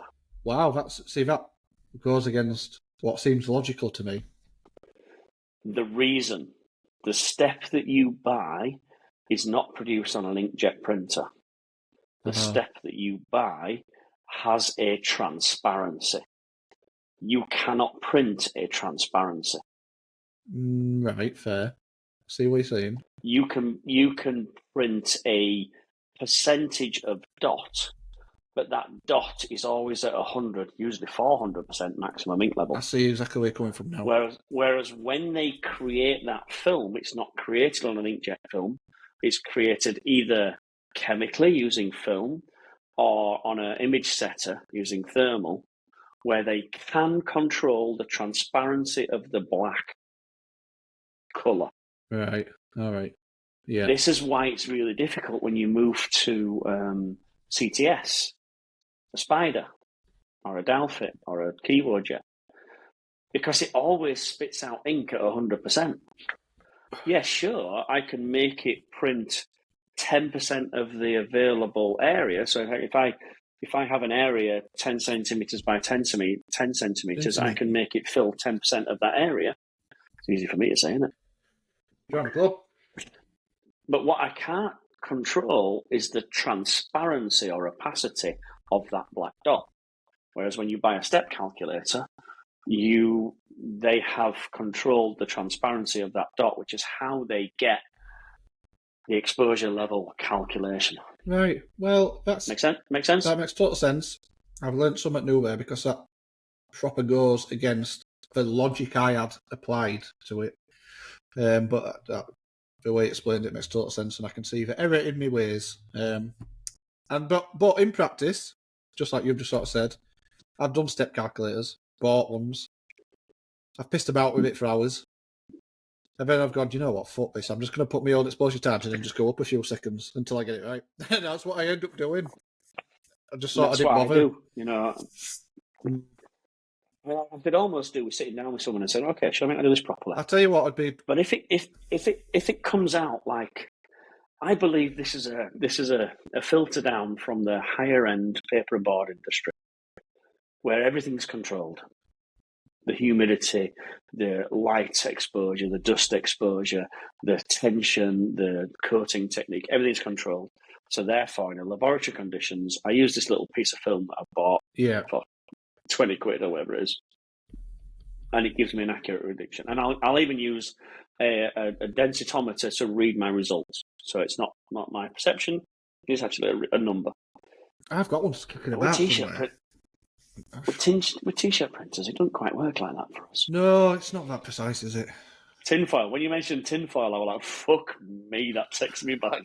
I use cardboard now. I don't even use tinfoil now. Well, cardboard's not very thin, is it? I know, yeah, but I've always used cardboard. I've Yeah. never even thought to use Well, tinfoil tinfoil to me makes sense. 1987. Well, it makes sense because it won't let light through. It'll bounce back, you know. But maybe that'll disrupt. Maybe the bouncing back of the lights will cause problems because you maybe. Yeah, it's reflective. Yeah. You're Bouncing increasing back. the light. Yeah. Maybe I've just sussed my own issue with Problems, step monitors, step fathers, step calculators, whatever they're called. Sisters, brothers. Whatever I they're don't called, know. I don't know. Step calculators. Ah, we're professionals. Right, Tony Yeah. lad. Is it time to ask an Auntie Moiré question? We've had It is. we've had some Auntie definitely, yeah, 'cause Moirés, and I it's nearly tea time. keep chuffing forgetting, don't I? So, I had an email from our mystery Auntie Moiré. We don't know who it is yet, but we'll work it out. Dear Desmond and We think Tootsie. so. Dear Desmond and Tootsie. I don't know what that means, but that's what he's put. Or she, probably he. I hope you are both enjoying life to the full. I was thinking I should send you a postcard from somewhere obscure to put you off the scent of where I work. Where I work. Not the business I own, where I work. But Hartlepool seems less exotic than I had imagined. Is he from Hartlepool? There's so many red flags. We've definitely got this. We've got this northeast thing going, haven't we? I've got this feeling. Just throwing off, yeah. That's what I mean. He could be sent us right off at centre here.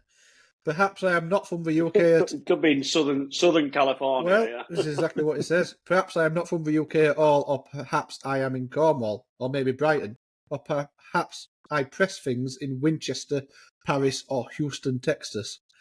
What I can say is that I am not from Newcastle, though, and certainly not from anywhere in Berkshire.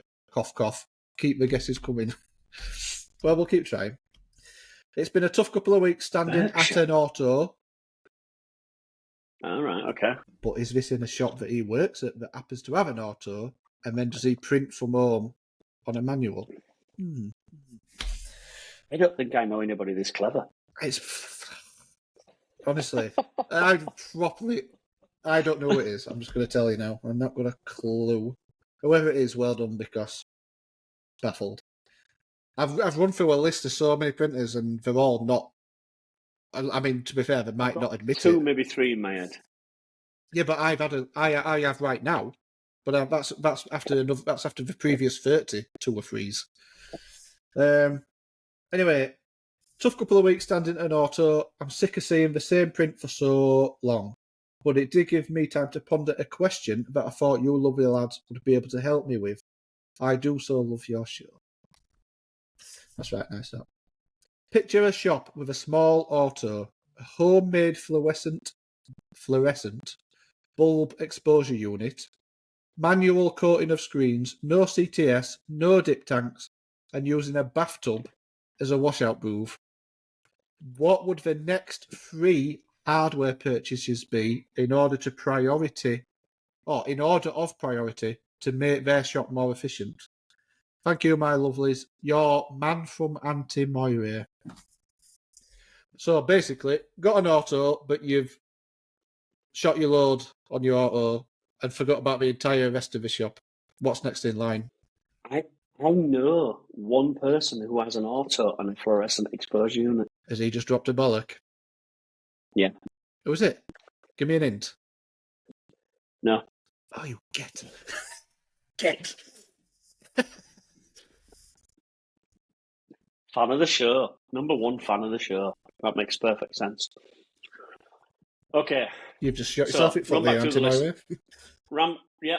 Run back through the list, but Cornwall as well. Number 1 on the list, get rid of that fluorescent exposure unit. Number 1. That would be my first go-to. Absolutely. Swap it straight out. Throw the piece of sponge away that you use as a vacuum. I used to have an The exposure sponge unit like has that. to go. Yeah, the sponge has to go. The fluorescent tubes has to go. Stop waiting 12 minutes for your screens to come out. And I'm still not coming out great either. Sponge, foam, bin it. Average time exposure time for you with SATI, PHU, and LED. What is it? Mate, 9 seconds. It 9 used seconds. to be. I mean, did I used to use SATA? I used to have a silver exposure unit, did I use? I might have used Sarti then. I've got it in my head that it's at least a minute or two. Might be wrong. I might be wrong. Well, I know a place uses 9 minutes on a fluorescent tube. Oh. Do you know what? Actually, that rings a bell. So, I've got, for some reason, I've got 4 minutes in my head. It's a while ago, but yeah, 9 possibly. minutes I've got.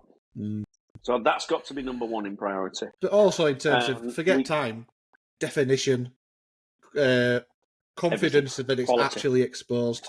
Throw it, just get quality, repeatability, everything. Number one, exposure unit. We're manually coating, so auto coat is an option, but I think it's further down the list. Yeah. We're washing out in a bathtub. Oh, get a washout booth. Illuminated washout booth. Not that expensive. Keep it nice and clean. Grand enough. That backlight is important. Yeah. So I ain't got one, but I would prioritise that. That's my next purchase. That's probably not my next purchase, but read it again. So small auto. We've just bought him a Starlight. We've just bought him a wash. We've bought. Got your Starlight because you fucked that road. Oh yeah, to be fair, I fucked that connection. We'll be getting you a LED exposure unit from Acoscraft or Matrix. Matrix, do they do exposure units? I'm sure they do. It's bloody lovely. Do you know? Get to see me, Alex. Actually, and yeah, nice thought actually.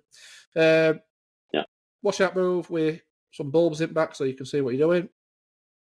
Now you've got left dip tank, CTS. We've not gone. CTS is rolled out because you allowing you to stay with films for now. Washout booth, dip tank. Dip tank with water in, or dip tank with well, actually, stripper in. This is open.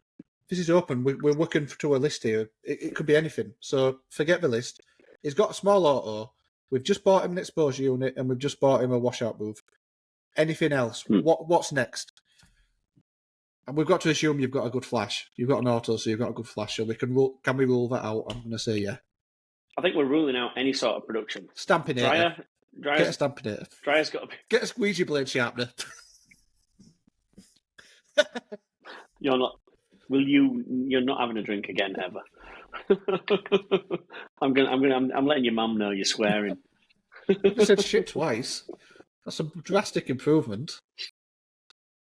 So we're in pre-press. We're not in production. So I can only presume washout booth in order of priority. Number one, LED exposure unit.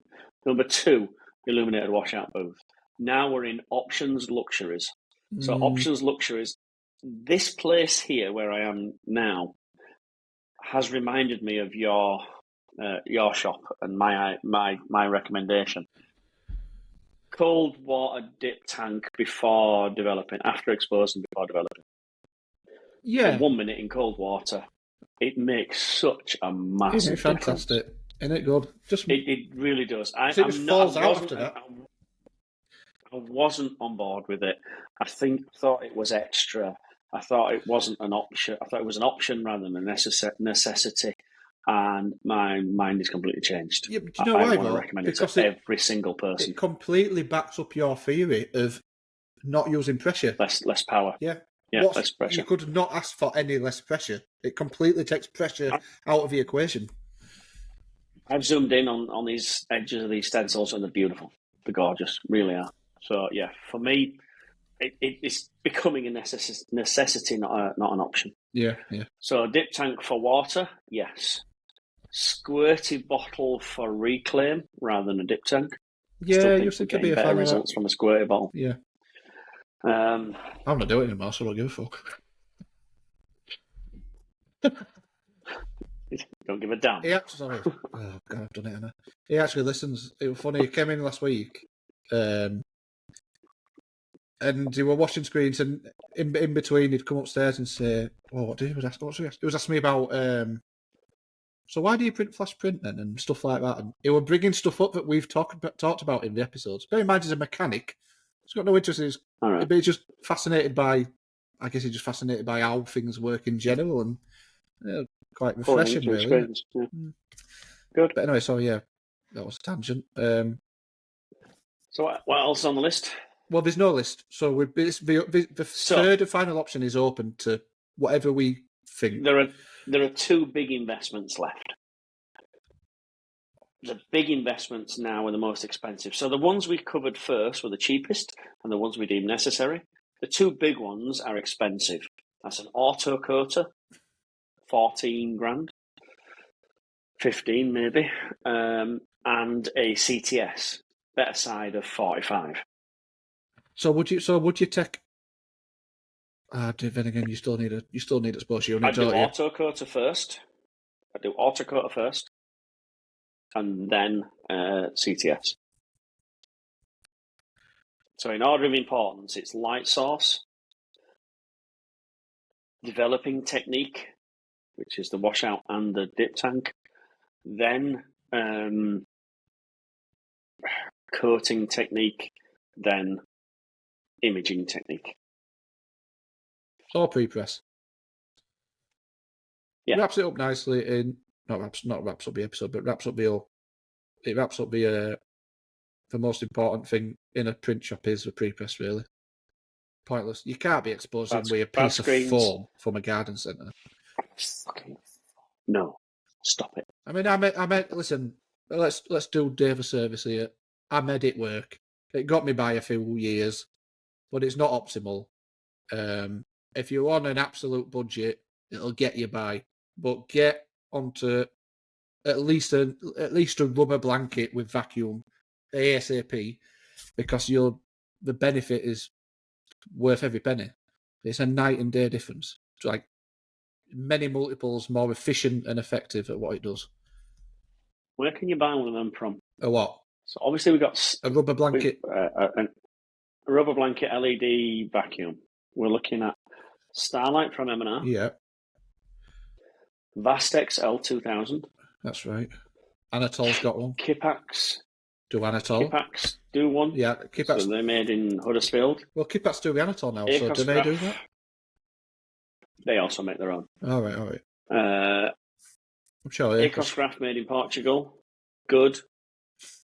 Been around for a long time, so probably I would go towards the Ecoscraft first. Starlight second, because it's been in the use for so long, but lights do go out and the vacuum's not fantastic. Yeah, fair point. Kipax I've not used that much, and as we come further down, who have we got further down on the list? Vastex I don't think it's big enough. The Anatol as well. Got to buy a really big unit. I know someone who had an Anatol and got rid of it. Probably shouldn't say stuff like that, should we? Got what? An Anatol exposure unit. Exposure unit. Got rid of it. Said it was a nightmare. All right. Should we say stuff like that on a podcast? Feel a little bit wrong. It's only one person's experience. Only if we can verify it. Well, we're not saying it's shit. We're just saying one person who I happened to briefly talk about said he didn't like it and got rid of it. Just got a new press, actually. It's part of the triangle of just all swapped presses with each other. Have you done yet? Yeah. So are we happy with that one then? Yeah, we're good with that one. We've answered that. Right then. That's complete. I'm not being rude. I'm just looking at. I asked people to send some questions in. So, did you get some response? I've got 1, 2, 3, 4, 5, 6, 7, 8. To be fair, 2 of them is Teresa saying, "Have you dyed it? The rest of your beard is light?" ? And then Teresa a second time, "What's with the tash?" It wasn't real, Teresa. I don't know if she's trolling me or I'm trolling her. I'm not sure at this point. Before I jump in with these, is there anything else we need to touch on at Cadelco Vision? Hell of a place. Looks like a great shop. Inspired by yours truly, obviously. I'm sure I am the original inventor of this print method, and I deserve all the glory. Well, it's the Danny technique, DT. We can call it DT. DT, Danny technique. DDT. Danny technique, yeah. Double D, Danny D. Coming at V with his Aquaflex V2. Stop, because it sounds like you practiced this on your own when you were 14. That was rehearsed. Have you had are you still here now? Are you off here tomorrow? Is this your last day tomorrow? No, still here. Last day tomorrow. Yeah. Still here. Nice guys? Still in Belgium. Or total assholes? Great guys. Super guys. Got to say that because they listen. No, super guys. It's always great when I go to a place and the staff are invested and they want to learn and they listen to what you have to say. And again, this is the fourth time now I've been to a return shop and my scribbles still there are on the wall. Yeah, you've got to love that. They're on the wall on the whiteboard, high up, 6 foot up on the wall. All my scribbles of mesh blade, speed, angle, pressure, all the different options available. Love it. I think it's great. Fantastic. That is a true testament to the work that you do. And that's... yeah, so if it was shit, they'd wipe it off, wouldn't they? Wipe it off. Right then. Question number one. That's not about your tash. I'm in the market for a new press. Are you? Oh, I'm in the market for a new press. Recommendations on best value, best manual press. So this is where I redeem. This is you. This is where I redeem Anatole. Honestly, I would put at the top of the tree, and this is only my personal opinion, and it might be wrong, but it's probably not. 2 presses, and now this is not on a budget. As far as manuals go, for me, Chameleon, Anatole Thunder. That would be my top 2, and also the Vastex, whatever it's called, the big tanky thing. But the Vastex lets itself down because it has its own set of pallets. It's not compatible with M&R pallets, and I think it has a slightly different registration system to others. It's sort of own inbuilt thing. So I put.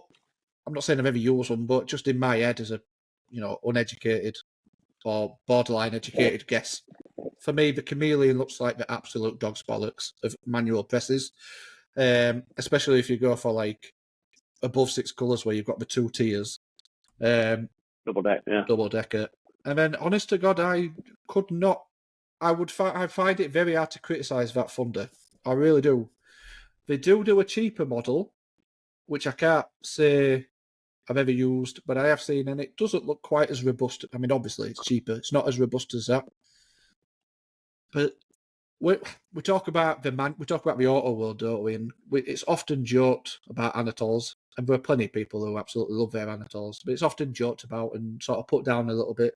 But when it comes to manual world, honestly, I think I'd put them up there. I'd put them up there as really good, solid manual presses. What would be your buying point, your USP? What would make you buy a press, or what would make you not buy a manual press? This is purely you, because it's been such a long time since I've used the manual. I have used the Vastexes. I like them. Thanks. They weigh the equivalent of a small atomic reactor. Yeah. It's going to last though. So there's just an awkwardness. There's an appeared awkwardness with a Vastex, palette wise or platen wise. It just looks it's just awkward. I feel like you're just boxed in a little bit with a Vastex for me. I feel like it limits you. So what's the deal breaker? What's the deal sealer? What makes you? Well, what I look for in a manual. No money aside. What makes the Chameleon, in your eyes, better than the Vastex? So first things, well, I'll tell you what I look for. What I would look for, my priorities would be, first of all, the pallet arms that stick out, 0 flex. I do not want to push those. I want to be able to lay on it and spin around. Called pallet deflection. Pallet deflection. Now, I've when I went to Magna, I played on a blue press, and Jesus Christ, you could put like a Haribo on end at pallet, push it, and then grab it. When it flung back up, and because there was that much power, and it was really weird because they said, "Oh, I'll give it to Danny." Was this on an auto? No, this was the manual that they have. All right. Yeah. And I said, "Oh, but you are a bit of a beefcake, though, aren't you? To be honest, And I very specifically remember saying, "Oh, give it to Danny. He's a good printer." And I was like printing, and I thought, God, I feel like an amateur. I'm like proper, felt so weird and uncomfortable and awkward. and I gave it to someone else to do. I said, well, I can't do this. But it was just because of a pallet deflection from printing, and I thought, that can't be right. And bear in mind, I had a workhorse at the time, and that was a tank. The arms on that thing, Jesus Christ, you could not bend them buggers. Yeah, they're built to last. Solid presses. And actually, going back to your question, if you can find a used workhorse, those are solid bits of kit. You want to make sure when you get it, you refurbish it a little bit. And when I say refurbish, I mean new springs. Make sure all your bolts are new, because if they can thread, these are old presses, bear in mind. You want to get it with a little bit of mechanical wit about you, refresh it. And I tell you what, that is a press that you can get another 20, 30 years out of if you really want to, I'm pretty sure. Okay. Yeah. So yeah, most important to me is probably pallet deflection, side clamps, because I feel like it's just way more stable and holds registration better. Air clamp or manual? Well, I've got manual, but 100% I would pick air clamp. If I could go back, I would have got air clamp for that. All heads down or not important? All heads down important to me. Do I use it? No. Okay. Does it really matter? Probably not. But I just want all heads down. That was part of my buying process, I guess. That's an interesting question, actually. But you've never actually used it. It's been that long since I thought about it. I'm trying to think why. I did very specifically pick it, and I feel like there was a reason outside of being able to print all heads down. Finding 3 mates. Yeah, that was my stumbling block. I guess all heads down is preferential, not really critical. If you're a one-man shop, maybe it's not as much of an issue. Okay. But 100%. Strength of the arms. What about clearance under the arms? Vastex is quite lumpy. Yeah. M&R is a little bit less. What's the Anatole like? The Anatole is basically the same as an M&R. To be honest, it's basically it's the same clamp with the 4 wings. It's the same clamping system. So if you're printing a particularly tight sleeves are not fun. Sleeves are a bit of an issue. Because obviously you get a sleeve pallet, looks all well and good, but then that skinny little sleeve pallet becomes about that thick once you've got clamps and stuff on it. And large XL, double XL sleeves are fine. Small and medium, you feel like you're stretching them on, and it really slows things down trying to get them into place. So that can be an issue. But I don't know if there's a press with super skinny arms that you could go any better anyways. Not a manual. No, I don't think so. Not a manual, no. It's always nice to have little registration crosshairs, little targets, so you can get it back to zero. Look for metal parts. If you start seeing plastic knobs and handles and nylon springs and stuff like that, nylon bolts, that to me introduces wear. So basically, you'll be replacing parts quicker. Just observe it. If you're looking at presses online, just zoom in and look at what's it made of. Are they metal handles? Are they pre-reg? Are they off contact and the tilt knobs? Are they metal? That always helps for me. I think that sort of covers my priorities I can think of. Okay. You want missing? Good. Manuals, you know. You're not a manual person, are you? I use manuals. I teach people how to print on manuals. I can print on a manual. I do print on a manual probably once or twice a year. It's not my preferred, because when we're using a manual, we're trying to print like a machine. So, I'd much rather print like on a machine. Yeah. Where I can control the variables. Not control the variables to print, but to reproduce. What did I say we are? We're reproduction artists. Somebody said that. We're reproduction artists. Yeah. And that's what we do, is we reproduce. I wonder if you... I don't know if I should even read this one out. Something to do with self-proclaimed screen printing influencers. I won't use the exact word, because I'd have to put a quid in. Something off. And that's from... I won't say who it was. He's got a point. they're getting on my tits a bit, you know. Self-proclaimed screen printing influencers. They're getting on my tits a little bit. That's the question. That's a question. I think it was a statement. It's more of a statement. Fair statement, to be honest. Chuffing doing my nuts, isn't it? I got asked about it today, actually. Stop strangely chuffing, crying about it. Oh my god. Not you. Influencers. Go on, then, who mentioned it?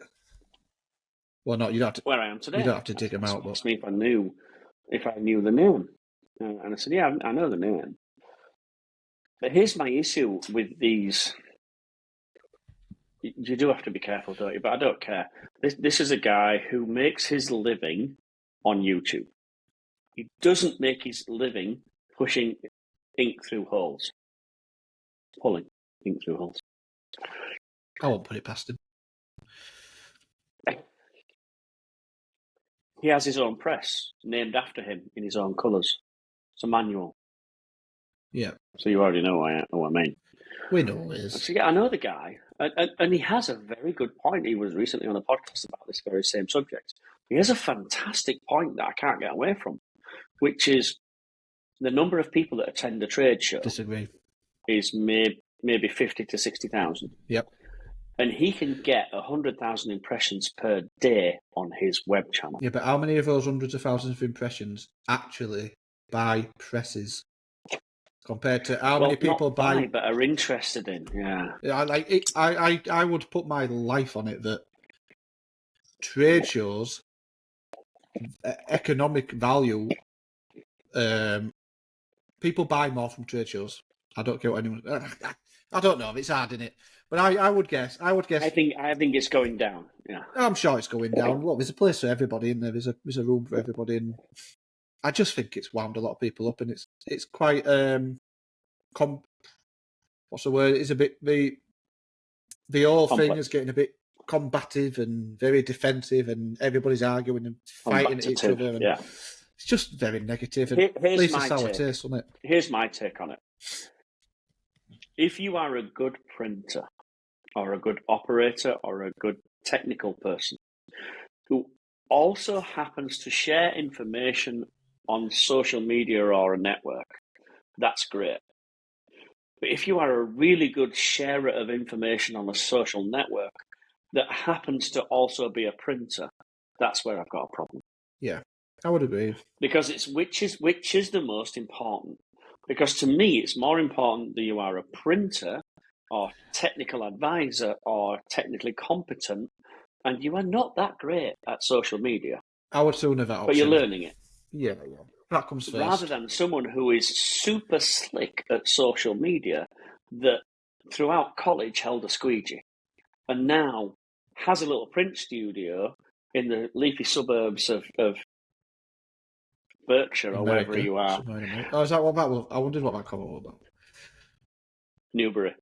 So somewhere in the leafy suburbs of Newbury, who decided to be a printer on Daddy's money, and then realised that actually closing the front door to customers. Why?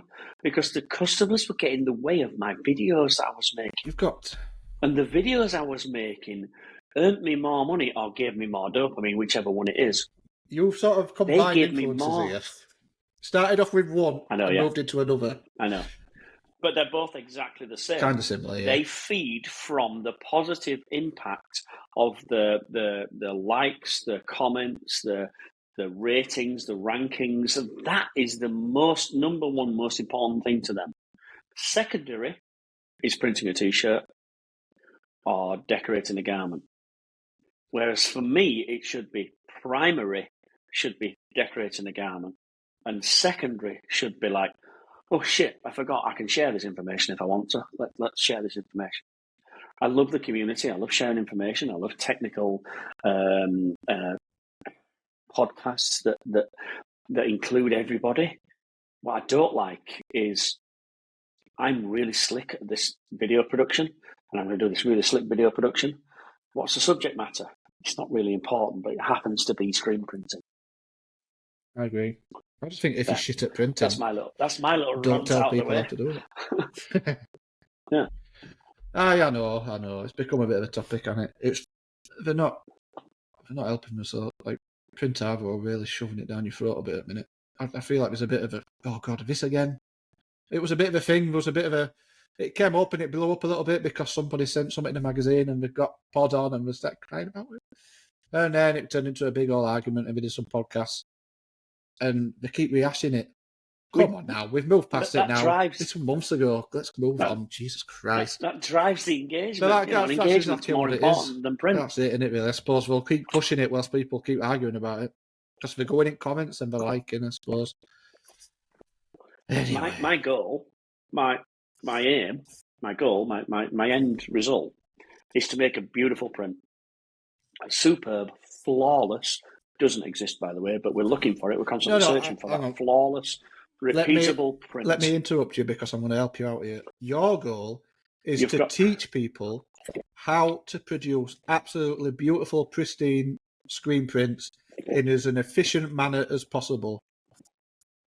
Their goal is to get clicks and likes and get free gear and maximum engagement. Let's be honest. Let's just put it like it is in simple terms. You're never going to have a Lee Stewart That's what I was saying. YouTube channel to any level because you're a bit old and a bit out of touch with these type of things. But your knowledge is untouchable. That was a backhanded compliment. Like you say, it's what you're aiming for. I'm not aiming for engagement. I get it by accident.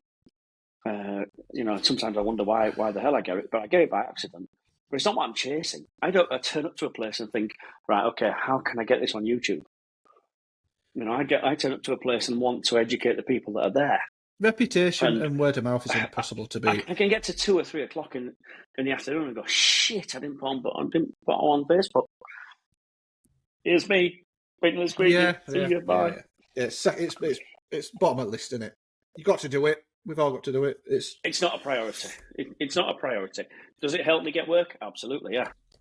Do I monetize my Instagram, my social media, my YouTube, this thing that I do with you? No. It costs me money. I don't earn money from this. This costs me money. No, I'm not kidding. Yeah, it's 8 o'clock at night. I'm in the middle of Belgium. My tea's been a packet of Lay's. So no. Right, so that answers that question. They can all do one. So in a nutshell, we're not asked. We don't not our cup of tea. We're not asked. I won't hit you with too many because it's tea time, innit? Somebody asked an important question. Somebody literally phoned me and asked me to read this out. So I better do this one. Really? Yeah, better do this one because otherwise I feel a bit guilty. If there's some more questions, I'll save them. I'm going to screenshot them now, so you know that I'm not lying to you. There you go, screenshotted. I'll try and bring them out next week. But somebody actually, you just showed your entire browsing history to the world there, don't you? You what? You buying a what? It says Granny Dwarf Porn. What have you been watching? Read the question. Try to find it. Curing. He wants us to touch a little bit on how to cure ink. He's having a bit of a nightmare curing ink with a small dryer, much like mine. And not only is he struggling to cure it.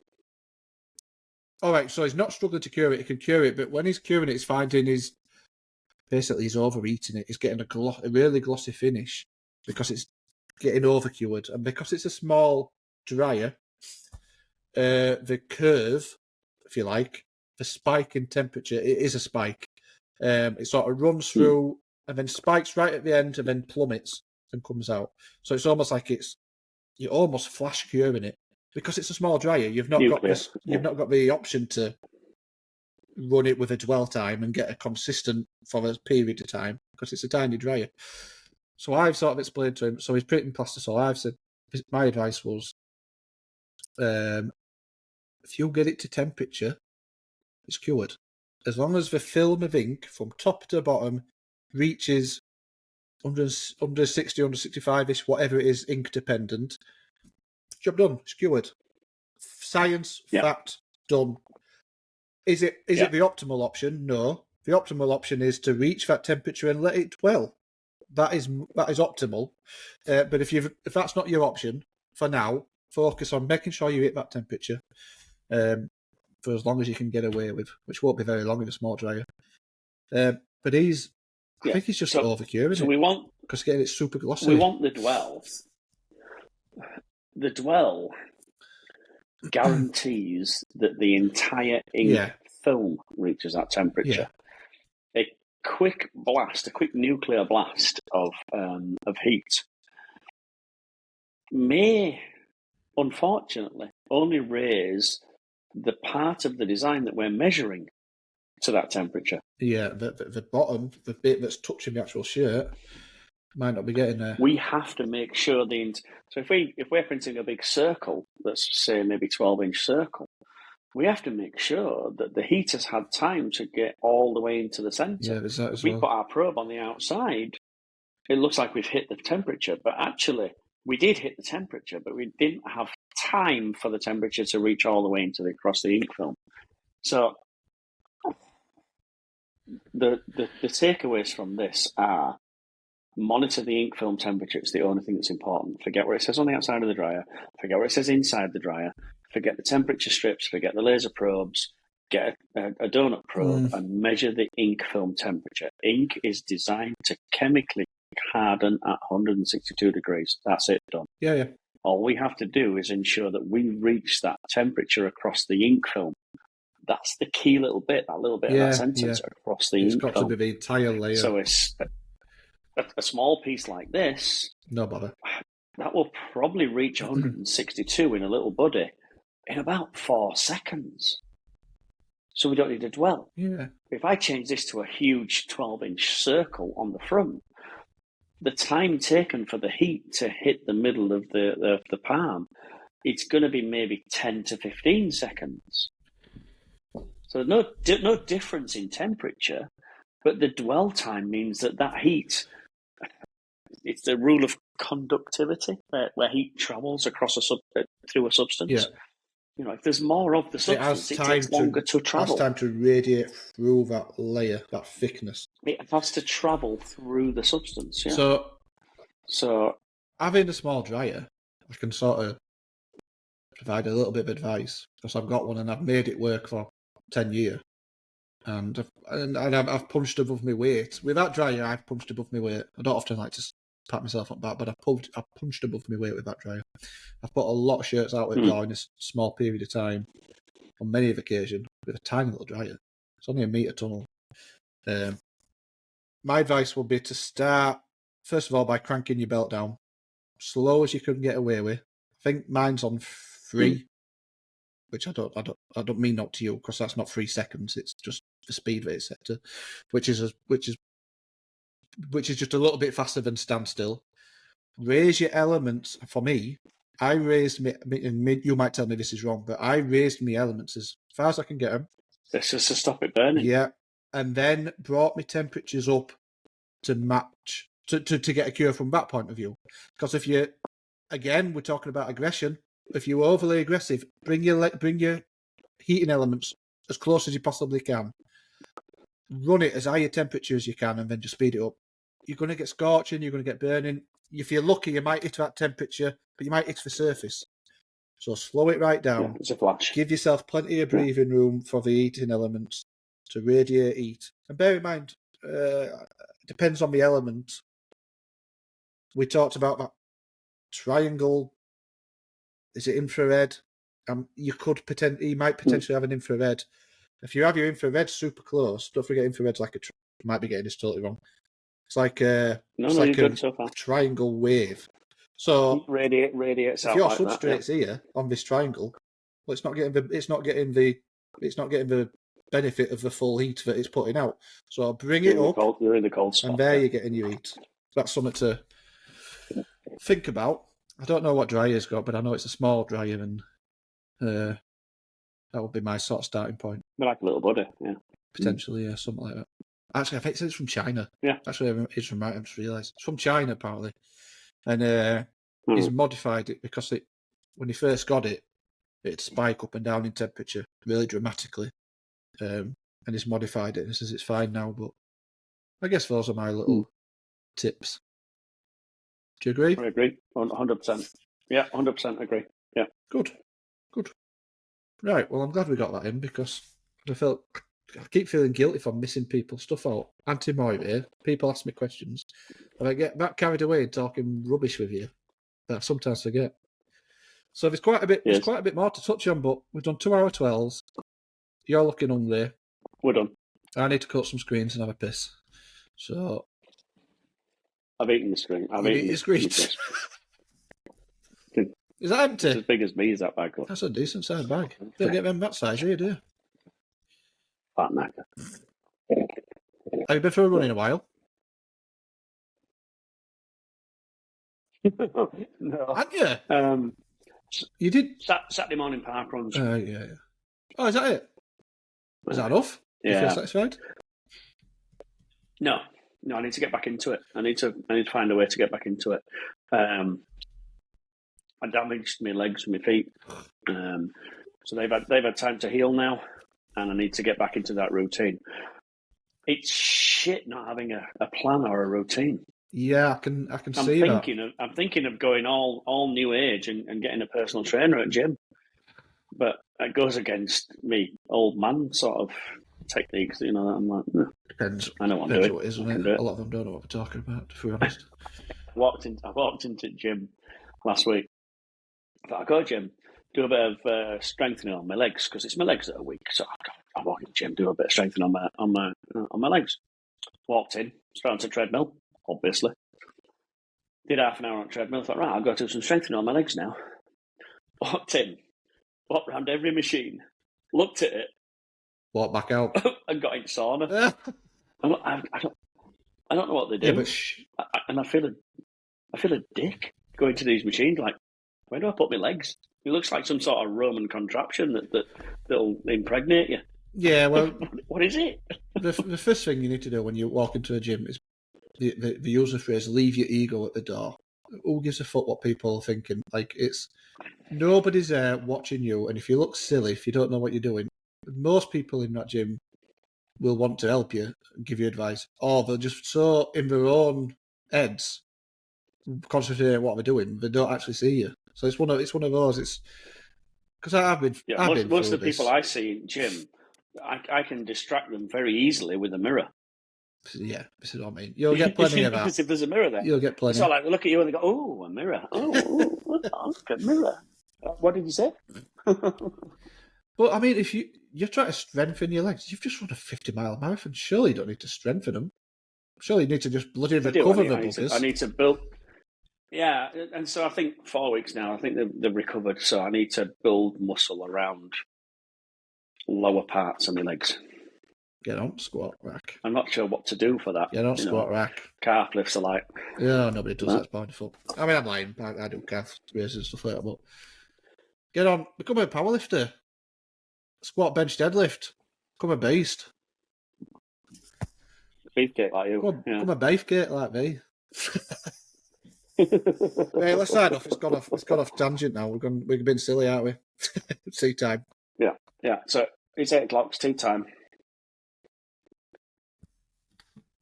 You thought I was going to down now, It's didn't time you? to sign off.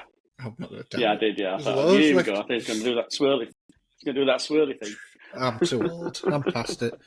That's first drink I've had in like 6 months, and I'm struggling with this. It's off it drain in a minute.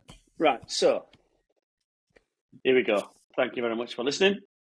It's been fantastic. We've touched on everything from auto to manual, from screen room to ink. It's been a good one, hasn't it? And I think we've had a good one. Yeah, we've covered pretty much everything.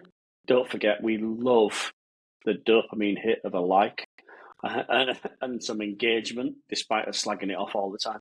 So don't forget to drop us a comment. Keep sending Danny texts and messages because he just forgets about them anyway. I know. So send them. You have to sort of do it as much as you can. As and when the episode's about to happen. Just time it. Tuesday night will probably be the best. Yeah. I've got a request. If you happen to listen to the podcast and we give you some sort of info on a particular product or something, and you happen to go ahead, or service, and you happen to go ahead and use particular product or service, and you just like say, "Oh, I found out about this on Chippy Tea," because I feel like accreditation sponsorship has come up a couple of times, and we've had a couple of discussions with a few people, and I feel like it works. I feel like we've sold a fair bit, and feel like it'd be nice if just mention it, just drop it in, because we don't want to. We want to know if it works. If we're gonna take anything off anybody, Did you make a we want proof that it works. Did we you want make to a add decision? value to their. Yeah. You know what I'm saying? So Did you let make them know. a sales decision based on what we said? Yeah, this is what I'm getting at. It'd be nice to know. Yeah. If one day one of them comes to me and says, "Bloody hell, the amount of times people said Chippy Tea, here's a bucket load of cash," and it feels like it's justified. Then you know. Well, I don't think that's going to happen. You but, know it's what I'm nice to saying. dream, I'm yeah. only joking about the bucket part. Just a little bit will do. Yeah, just a small pot. Yeah. Yeah, it'd just be nice to know that it works. Anyway, yeah, go on then. Off you go. Let's go. See you later. Right. So all that remains to be said is Aye. can't spike. Can't speak. And I'll see you. I can't speak. I'm chuffing sick of it. See you later. Can't spike. See you. I don't want lobster thermidor with raspberry Kool-Aid.